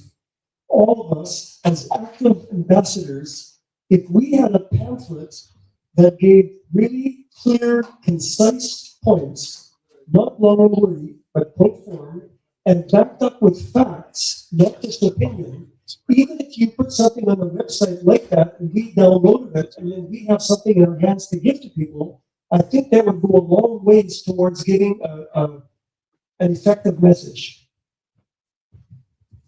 Yeah, absolutely. And it's something that I want to do. And I'm sure Jess is nodding over there because she's been asking for us to do this for a while.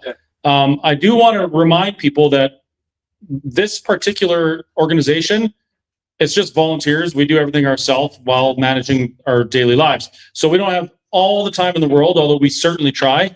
There has been an organization for almost 5 years, that has been doing just that. It's called the Alberta Prosperity Project.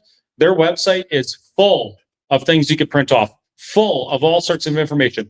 Almost every point that we've made is on that website in somewhere. There's downloadable PDFs of things you could make trifolds out of. And that's been there for three and a half years. It's been there since I was the CEO of the Alberta Prosperity Project. So those things are available. You can find them at albertaprosperityproject.com and hopefully shortly at letstalkalberta.com as well. You said if Alberta pulls the money from the CIBC, that would be a good move, which I agree. What if the 300,000 people that signed did the same thing? What kind of message would that send out? Well, why don't we do that? Yes. Well, everyone asks, why don't we do this? Why don't we do that? And yeah, these things, they're great ideas. These are great ideas. Getting the idea to application with an outcome is like herding goats. I'm not even kidding you. Yes. It is. You think it's hard getting 100 people in a room. Try getting 300,000 people to do the same thing. It's so difficult. So difficult to do that. It's almost impossible. So then what you have to, okay, well, how do we achieve that outcome without having to get all these people to agree to do these things? Well, you find a goal and you start going there and you just bring more and more people until the pressure reaches a tipping point and you get it done. Right? You're right. If 300,000 people did something, anything in the province of Alberta in one day, you would be able to change something. But there's always a reason why somebody won't. Well, I don't know, my mortgage payment comes out on Tuesday, and it's really going to inconvenience things. We're so tied up with that stuff. It's almost impossible. But what is possible is getting everybody to come out on one day to stand at a ballot box for 5 minutes. 4 of those minutes you stand contemplating the gift that you've been afforded and the blessing to be able to do it, and then a minute to carefully check the box that you. And I'm going to check yes. I don't know about you guys, but I'm going to mark yes on that. That's something that we can do. It is plausible, it's probable, and I think we should really focus on it. If you have any questions, just raise your hand, please. Any more questions? Or don't be shy. Oh, there's some pamphlets there. Some benefits. A question or a statement? Something, is this an open forum or not? Yeah. Once again, what are we going to do with immigration? Once you get citizenship, you're free to move wherever you want. You can bring millions of people in this country and we're toast.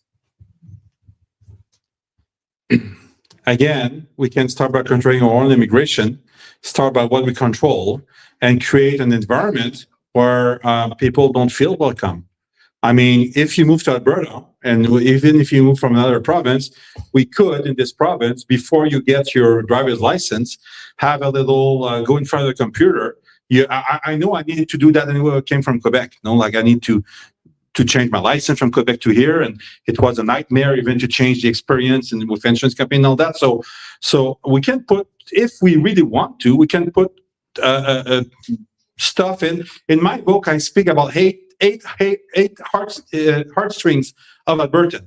Like I lived in Quebec 35 years, and today I'm more Albertan than I was Quebecer ever. I have 4 kids, all born here. My wife is born here. That definitely won't fly back my body when I die back to Quebec. No, I will be buried in Alberta, and I am an Albertan. But what makes me be able to say that is that I have some values that are the same as the people living as my neighbors in this province. And I believe we need to assert these values. And if you come from BC and you're extra left and all that, then you go to get your driver's license and you pass that little stuff and you have to sign that social contract, and you don't want to sign, well, you don't have driver's license. That's what they do in Quebec. And you won't have health coverage, and you won't have all the rest. You need to sign that to live here. Otherwise, go back, go home. But this is not your home. And this is how it needs to be done. Quebec has the advantage of using the language to kick out other people. That's the extra advantage they have. But there are many other layers of system, like they just did last year, of increasing to an unaffordable rate, the international student rate, to get rid of all these students on their student visa. They got rid of them. And then the temporary workers, again, not facilitating the stay there. If you make people's life difficult because they don't want to comply to how a society works, they will leave. So I believe this is what we need to do, and we need to define what is an Albertan. So you very basically told us some basic things to do, but you haven't told us how to. So if I go tomorrow to immigration or go to the government, to the Minister of Immigration, and I stamp my foot and I say, hey, make it so that they can't come into Alberta and do what you said about the driver's license thing, I don't think it's going to work. So can you please tell us specifically, step by step, so that we can actually do that? Well, just by my book, all the steps are there, and as long as we apply the same thing as Quebec does, nobody can say a word. Nobody can say anything. You know what? Even equalization. I will say something about equalization. Quebec received 14 billion of equalization. Okay, do you know that they received 4 billion more than they should? And you know why? Because they created a heritage fund for their energy. There's 5 terawatt. Thank you. There's 5 terawatt of energy produced that is under their heritage stuff, that give the cheapest energy to all Quebecers. So the Hydro-Quebec is missing $4 billion revenue through that program. And that $4 billion revenues, according to the equalization payment, is compensated by equalization. Why don't we do the same? We should have the Heritage Fund for oil and gas, giving you a discount on your first 100 liters at the pump with your Alberta driver's license, and give you a discount on your first 20 gigajoule of gas at your home. And that, if we just take the law of Quebec, creating that heritage fund, and create the energy heritage fund in Alberta, okay, with oil and gas, we would save $2 billion in equalization. So let's just do the same. That's what I'm saying. Like there's no, we don't even have to think hard how to do that. We take their laws and just like how with a government that is able to do it. Well, how we get somebody is by voting for candidates that are willing, that understand that, and that are not dreaming to end up their career in another one. That would be a good start. If you have a question, just raise your hand when I get the microphone to you, please. Anyone? So I'm gonna before we go to the next question, I want to talk about that a little bit. Have you ever heard the phrase, "I don't create the parade, I just find one to get in front of it"? Yeah. That's kind of what we're doing here. We're trying to create a parade of independence-minded, sovereignty-aware Albertans that know about these things. You know, so when we go to an AGM or whatever, we can advocate for those things. It doesn't work. You can't just go to the minister's office and say, "I want this." No. They want to see the will of the people ask for that. How do you get the people's will to show? You have to educate them and talk to them about what it is we need to be asking for. Before a year ago, did anybody know that we should be asking for the things that Ben is talking about that happened in Quebec? I didn't, right? We don't even know these things. That's why the educational component of this campaign going into October is so important. And every single one of these points that Ben is making can be wrapped up in a negotiation phase subsequent to a successful referendum on independence. Because a successful referendum, a yes vote in October, doesn't mean that immediately we're independent and all these things change. It means we have to start really focusing on sovereignty. That's a very, very clear message to Danielle Smith that Albertans want sovereignty. We want it. Give it to us. Go and negotiate these things on our behalf. That's where this starts. All of these points are wrapped up in one question on that ballot. One question. Do you agree that the province of Alberta should cease, or that Alberta should cease to be a province in Canada and become an independent state? That one question addresses taking control of immigration, taking control of pension, tax collection, policing, all of those things. Everything is included in that question. So we create this parade. We go to every town in Alberta. We go back to our homes, to our jobs, to our families. We have these conversations. We talk about these things. We explain why we want these things and why the status quo is so much more infinitely terrifying than what we don't know about what Alberta would be like independent. And then when October comes, we have advocated for 5 months now, only 5 months for this outcome. This is your folks' job. And actually, each one of us as Albertans carry an equal amount of responsibility to make this happen. It's not just us.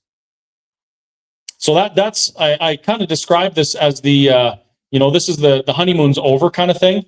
Now everybody knows that the work is theirs as well. It's not just a leader or a speaker or something like that. It comes back to every individual. How many billions a year does Alberta put into the pot to the federal government on the net that does not come back to Alberta versus how many cumulative billions or hundreds of billions has Alberta contributed, and how much does Quebec contribute each year? So Alberta contributes roughly $30 billion per year to Confederation, for which we don't get a dollar back in either money or services. And the cumulative number from when equalization started until now, the actual number is 600 billion. When you adjust that for inflation over the years, it's closer to 1.2 trillion, between 1.2 and 1.5 trillion dollars. How much money does Norway have in their sovereign wealth fund thing? Yeah. They started at the same time. They started around the same time we started paying equalization. That's what the difference is. Yeah, and Quebec, what's in Quebec's fund? Quebec since the beginning of the program. Their pension. So, well, but if you look like what Quebec give versus what they receive every year, so Quebec receive every penny back and then some, because they go and get them, because they pay for bureaucrats to make sure that they get back every penny they pay to the federal government. So and we can do the same, by the way. But on the other side, on terms of pension, Quebec has a very strong sovereignty stuff. So again, Canada pension plan that everybody wants to keep here and all afraid of the Alberta pension plan. The Canada pension plan performed 2.87 less than the Quebec pension plan that was started at exactly the same time. So you know what, Quebec, they don't really care about the 13 billion a year. No Quebecer knows about it. It's not a subject in Quebec. Nobody knows. And by the way, 58% of the population in Quebec don't speak a word of English. They don't speak English. They don't read English. They don't know what English is. So they live in French, and they live under like 3 TV stations and very, very secluded information. The Quebec government invests $2.5 billion a year in their culture. This is the equivalent of 10 blockbusters in Hollywood. When Quebec do TV, do shows, let's say Quebec like the best example I have is CIS. So CIS in the 90s, what the Quebec producer did, they bought the right and they rerun all the show with Quebec actors. They didn't translate the show. This is what Quebec does. So because they want stuff produced there. So if you look since the beginning of the equalization program, per family. So family is like right now in Alberta with 2-point-something people per family. So every family in Alberta, or basically every house, contributed $108,000 to the country. Every family in Quebec received from Canada an average of $60,000 per family. Every Newfoundlanders received $255,000 from Canada. Every New Brunswicker received $245,000 from the rest of Canada. And every people from Nova Scotia received $250,000. So the biggest winner of that program, Nunavut number 1, close to $200,000 per family unit. Number 2, New Brunswick. Number 3, Newfoundland. Number 4, Nova Scotia. Number 5, Manitoba. Quebec is at 6th position in that rank. The number is impressive because there's 9 million people. But per capita, they're right in the middle. And the only one that paid, Alberta number 1, 100,000, followed by BC at 60-something thousand, and Saskatchewan, I believe, at 20-something thousand. So Alberta is the one that paid for the rest of the country by far. I have a question. I was just doing some research, and I understand that Quebec Hydro, which is the largest company in the world that does what they do, don't have to declare that resource money because water is not considered a resource. Is that true? No. So after 95 referendum, we clutch in saying, okay, we're not separating, but we're going to piss off we're going to piss off the rest of the country. That was the thinking in Quebec. Okay, so what was done with all the Crown Corporation? They were removed. The ownership were privatized because to create companies, it's a provincial status. Like the Alberta Inc., Alberta Limited Companies. So what Quebec did, they took all of their Crown Corporation, reverted them in private corporation with one shareholder, which is the government, okay, which then added a layer that cannot be scrutinized because they are a private corporation. So, and then the private corporation, through that law, that basically Hydro-Quebec production loses $5 billion a year. So it's always so when they file for the equalization payment, They don't make any money with the resources, so they don't have to pay on it. Okay, so again, we can do the same. Any more questions? Just raise your hand, please.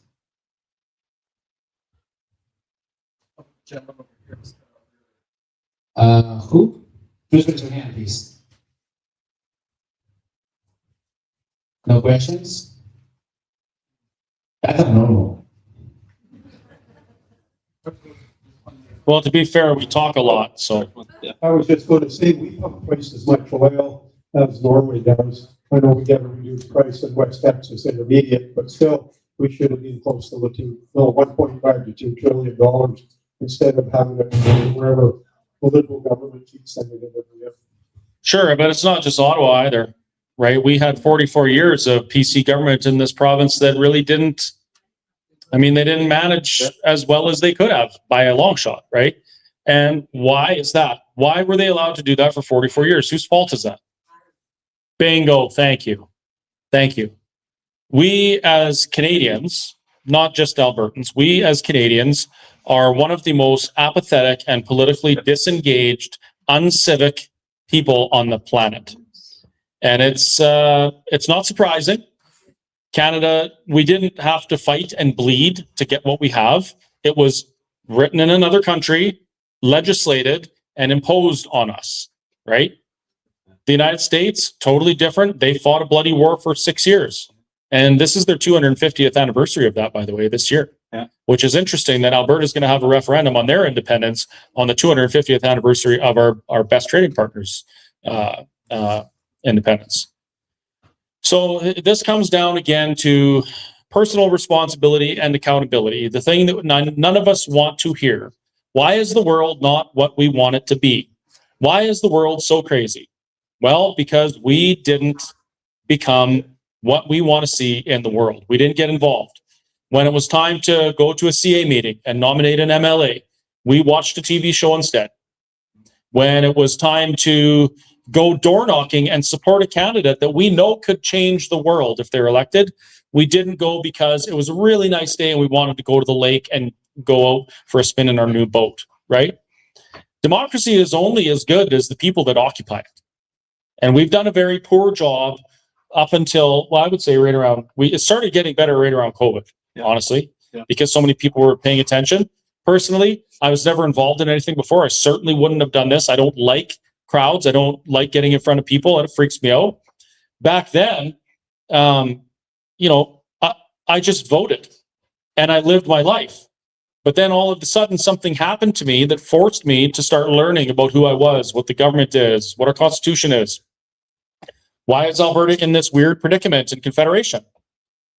Right? So, you know, I'm guilty of the political apathy that I talk about. I'm not saying it in judgment or looking down on anyone. I'm identifying that there is a systemic problem that has contributed to the state of affairs that we find ourselves in now.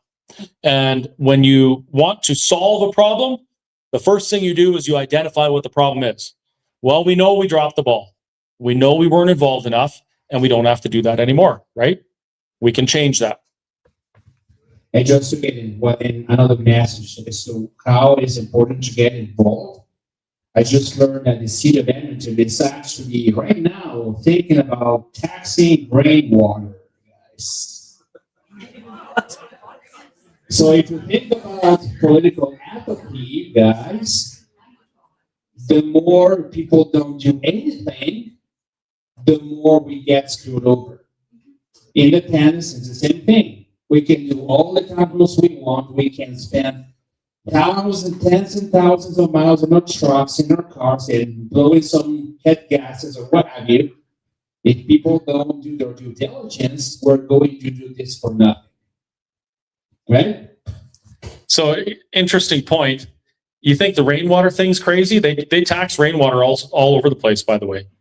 PEI, there was a big thing in the paper a few years back.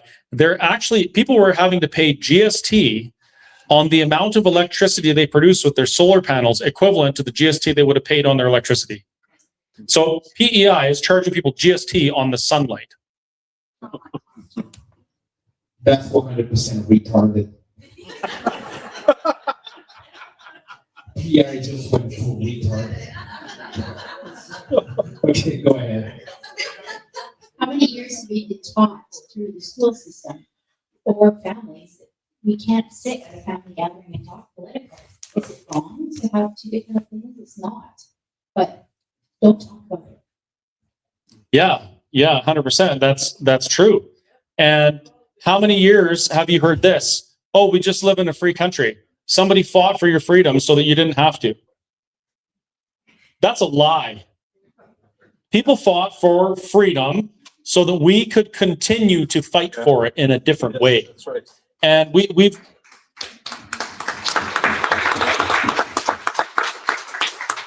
and yeah, and then we end up in a society where it's considered rude or improper to talk about politics, which affects every aspect of your life from before you're born, by the way, to after you're dead. And we're also told it's improper to talk about religion. It's improper to share the gospel. It's offensive. The thing that affects your eternity, right? So I think we need to really start thinking about some of the things that we're conditioned to believe, and maybe starting to act sovereign in these things. So the 15-minute cities and also the rainwater are very easy to correct. Municipalities are creatures of provincial government. The provincial government, through a single regulation, can wipe all those stupid ideas out. Ben, I love your idea. Could I get you to elaborate a bit on how Alberta can match Quebec, like the way they do with their hydro revenues, what we would do with our oil? Could you elaborate on how we go about doing that? Thank you. Yeah, well, I really did. I will probably publish a little booklet on that. But basically, Quebec has a law that they voted in their legislature that created that heritage fund. Basically, the premise of that is to say the Quebec society invested in all these hydro dams in the 60s, so the Quebec society should benefit from their investment first before what we sell to. Because you have to know that Quebec provide 1/3 of the electricity of New England. So Vermont, New York, New Hampshire, Maine, and all the Rhode Island and Connecticut and Massachusetts, 1/3 of their electricity come from Quebec. So basically, they were saying, okay, we need to have a layer to give back to the Quebec people for the investment, to say thank you for putting your taxes to build all these dams that enables to make that money. Well, we can take that piece of legislation, which is not available in French, by the way, because they don't have to put it in English, and then we translate it in English. And then what we say, okay, Albertans, for all the investment and all the -40 that you drilled wells and all that, we declare that from now on, we have that million of barrel that we receive in royalties that we won't be paid in cash anymore. We will take actually the barrel and actually refine it in our refinery that we paid 13 billion for in Redwater. And then because of that, for every Albertan citizen on your first 100 liter of fuel every month, we're going to give you 20 cents discount. Just scan your driver's license. No, we can make an easy system to do that. Okay, and then so that goes right in your pocket. And then for your heating of the house, again, we say to the gas company, no, like, don't pay us that portion of royalties. There are that many cubic meters of gas that flows through our 475,000 kilometers of pipelines that we have in this province, that you will give a discount to the users, directly to the users, instead of paying us the royalty. So for the province, it's zero cost. Zero. Doesn't cost anything. Okay, and then it's the portion of royalty that end up in Ottawa anyway, that now we keep. And if we do that at 100 liters a day and 20 gigajoules a month, that means that we bring back directly in your pocket $2 billion a year that is not paid in equalization.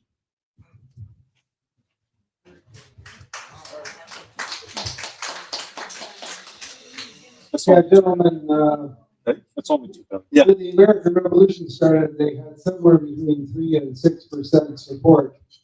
And because the British were unbelievably arrogant and dismissive, they ended up with a war that killed 750,000 people. So, but we surely are at a better situation than if we've got about 40% support. And we got to take it seriously, or we will end up in violence because there's too much money at stake for it to end up otherwise. But fortunately, the Canadian government, because the COVID shots, lost 2/3 of the Canadian military. But the answer, but the thing is, just a comment, if you would, on how we're doing with regards to the fact that we got 40%, and I believe that's more than the Quebecois started when the referendum was held in 1995. Is it not? Yeah, well, in 1995, in fact, it was a bit higher. In 1980, it was 32%, and they ended up with 40. In 1995, we started at 40%, ended up at 49.9999999. So yeah, so but yeah, I believe that we are in a system right now that will enable us to do that transition peacefully, and this is the occasion we have. You know, so. And please don't let it go over your head how amazing it is that we actually have this opportunity. Like I say this almost every time now, people have literally died to get the opportunity that you're going to be given in October. That's something to take seriously, doesn't matter which side of the conversation you're on. That applies to you, that you have that opportunity. If you're a forever Canadian person, you should feel very blessed that you have an opportunity to advocate for that. Yes. Right? You don't have to fight for it. All you have to do is talk about it. Yeah. So, but to talk about starting a heritage fund, which we already have, but are the royalties enough to keep it going and be successful as, let's say, for example, the Norwegian Trust Fund? Would we have to basically create Petro Canada 2.0 or Petro Alberta as a crown corporation to make that happen? Good question. You want that one? Yeah, well, there's different way that I would tackle it. So the Heritage Fund, yeah, it's good, but I believe that what can generate way more money, and it's again my book, would be to annex Northwest Territory. I will tell you what it would do. First, it's doable. Okay, so we can do it. It's the only thing, according to our constitution, like within our country, we can do a referendum, Alberta and Northwest Territory. There's 40,000 citizens in Northwest Territory. Deal with the 40,000, and I will tell you what that would do. That would give us deep sea water at Inuvik. And that would give us the control of Northwest Passage, which is the next Panama Channel. And that would give us 50 billion more per year that we can we can generate. The other thing that we have to, if we want to be honest with our oil revenue, we have to start, like right now, the oil revenue is peaking because of the price of oil.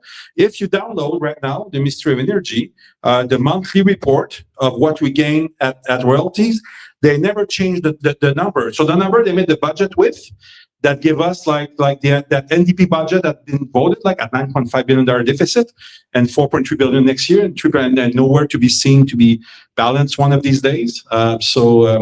Anyway, that budget here, what they're doing right now, they're keeping the report at the old price to be able to say how good of an administration they are, because they will probably bring that deficit to zero. But they have nothing to do with that as the price of oil. What is very wrong with that is that then we don't have a real report of the money coming in, and some money or percentage of the money that should go to Heritage Fund will be there to make them look like superstar by eliminating a deficit that they announced they will do. So, and this is where we need to stop politics playing with our own money and start acting as adult and as responsible generation for our son and daughters and grandkids to really create a fund. So, and with that fund, yeah, anyway, so that there's ways that needs to be done.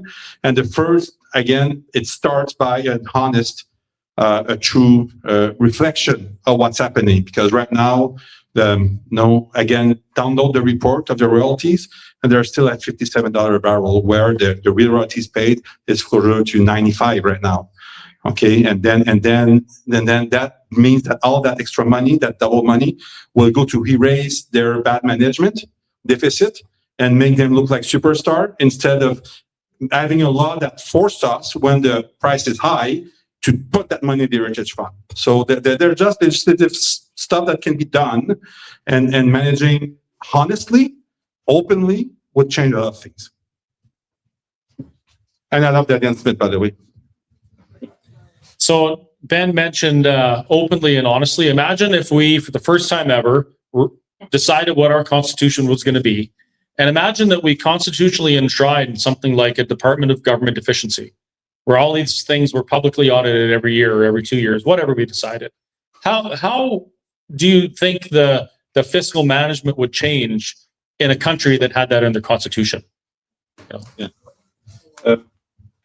And sorry, by the way, no, with that budget, I do agree. Like they use $60 a barrel, which is very conservative, and I do agree with that. But then we should have another law that if ever there's surplus, that the surplus goes directly in that heritage fund, instead of becoming slush money that you keep on hiding for people until you end up the year and you do your oh, look how good we were manager, because we erased the 9.2 billion that we told you that would be anyway. So I believe that could be a rule, like in a constitution, new constitution, saying like, here's what we need. We will operate the province on $60 a barrel. Everything more goes in the fund, and everything less we cut, because we live according to our budget. I got a question from all my audience, if you don't mind. So my shots here. Okay, question. Do you not think this will happen, non-independent persons or the this question is in nowhere. Oh, okay, question here. Can we reform our government to a different system if we don't separate from Canada? So in other words, if we fail to separate from Canada, is there a way we can implement another system within Quebec? Only through constitutional reform, of which the hurdles are so massive, it's all but impossible. So the short answer is no.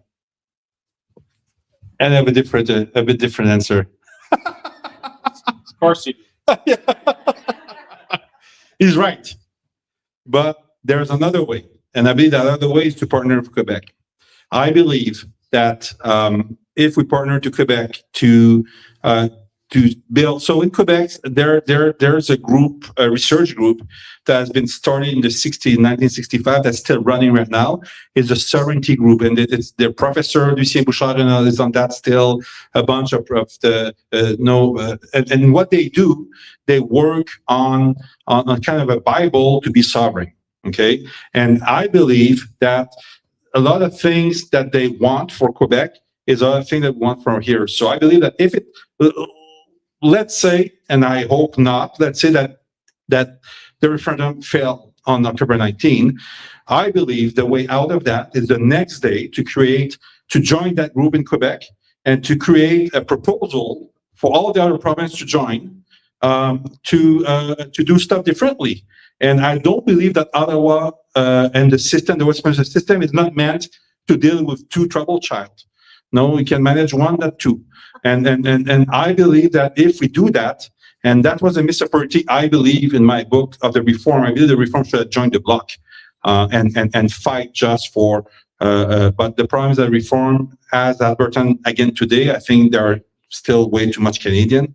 And so anyway, but I believe that the third avenue will be to create a coalition outside of the current of the federal conference, in front of federal control, and just to develop an agreement with us, with Saskatchewan, Manitoba, and Quebec. They know for sure Quebec will do it, and then just to impose that to Ottawa. So this is our request: take it or leave it, and not to go through constitutional negotiation. That's a dead duck. So that's why I believe can be done.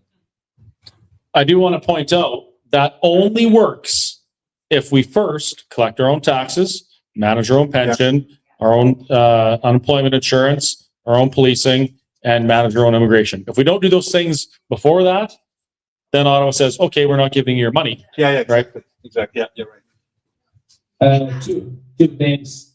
Don't forget the donation box. Very important, guys. I forgot the donation box at home. Yes.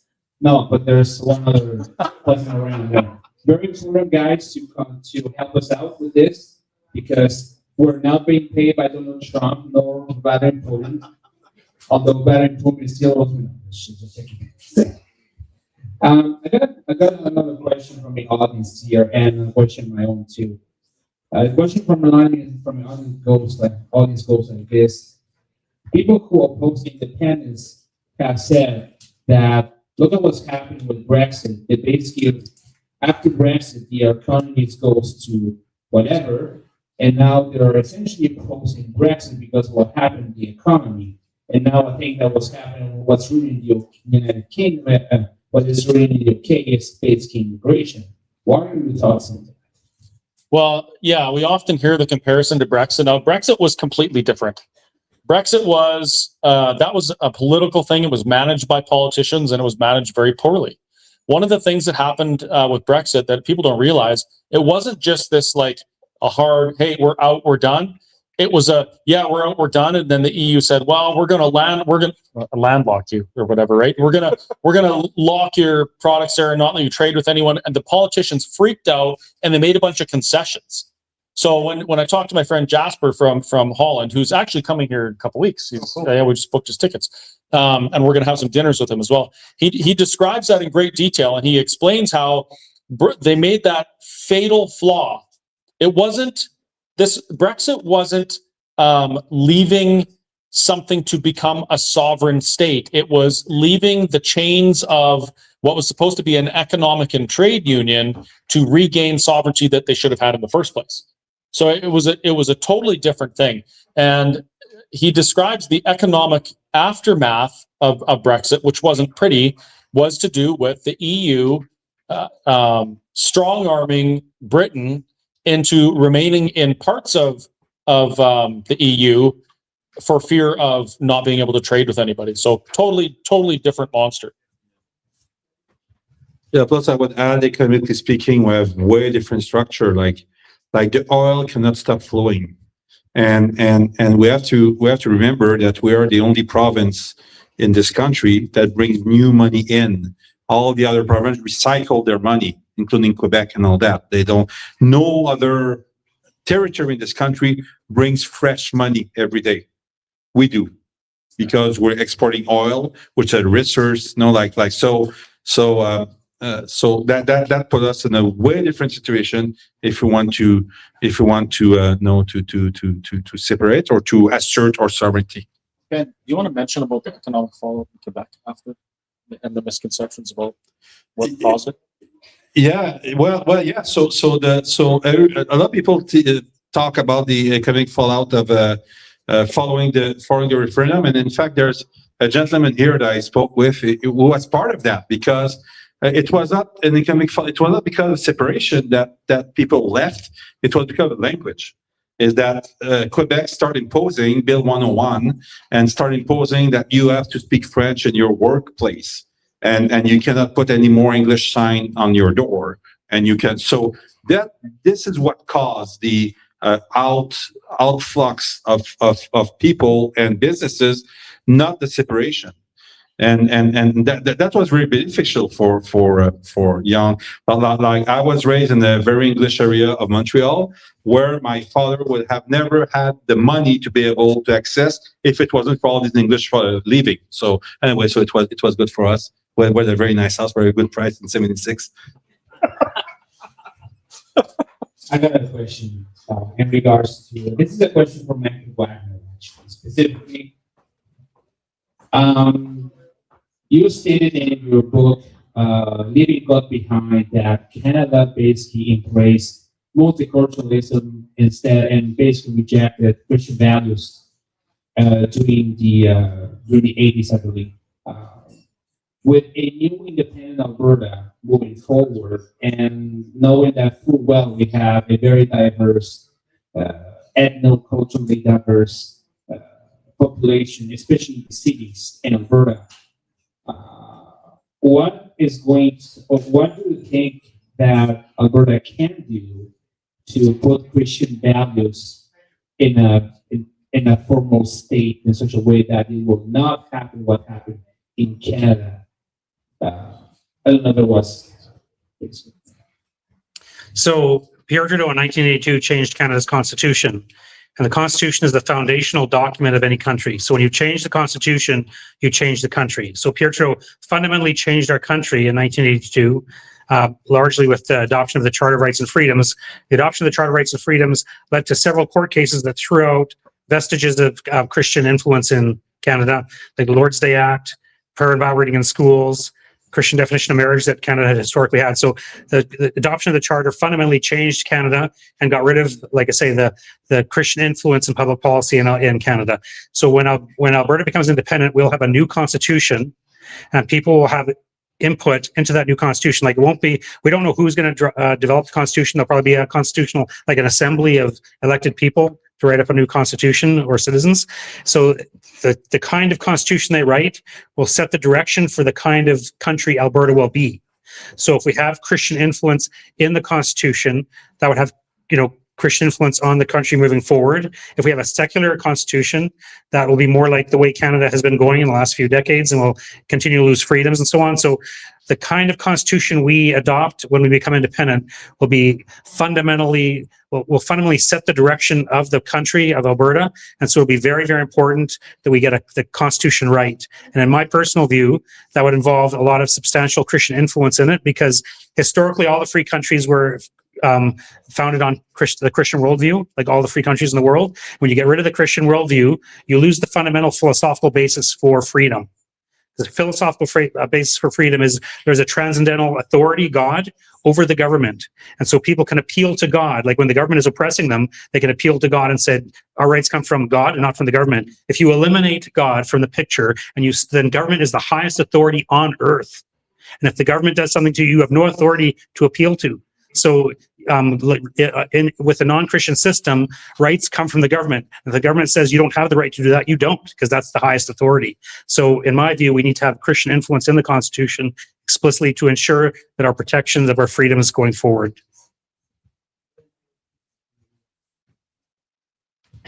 Max?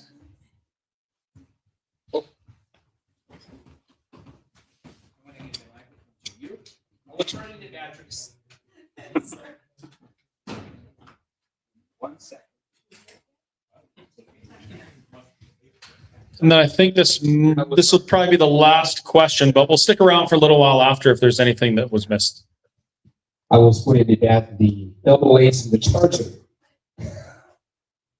Go ahead. I was just wondering, I'm not sure if I understood correctly, but who would be influencing keeping God in the institution and like in all of this?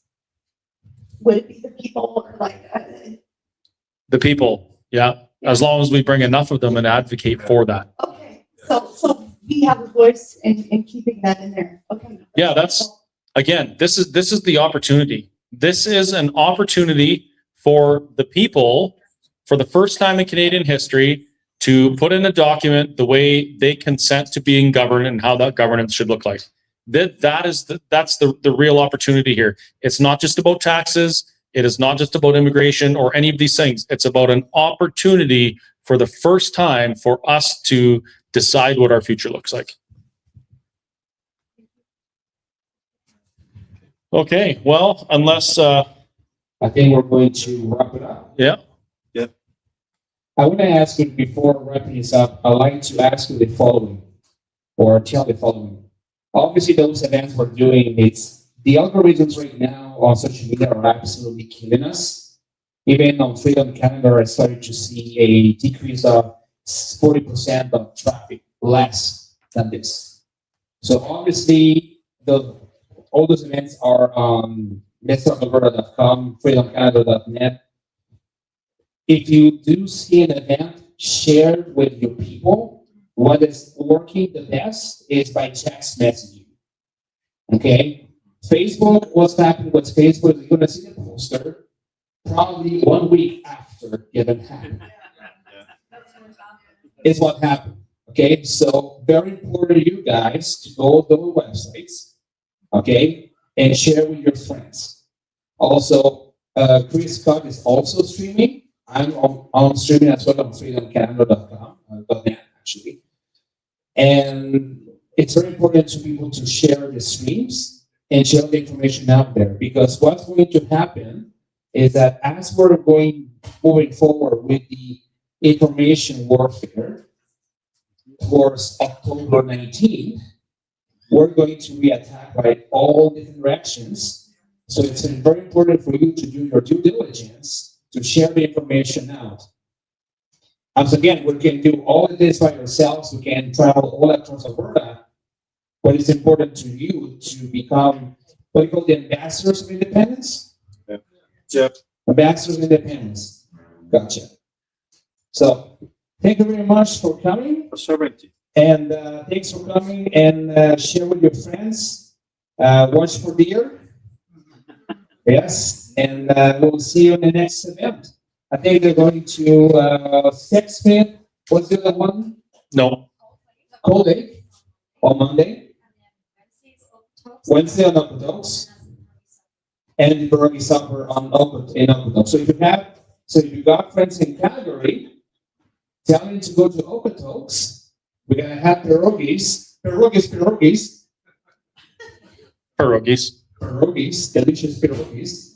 and you can bring some friends too, and that'll be good. So, thank you very much. Night, everyone. Pierogies. That's the ones. 1 second. Let me shut this off first.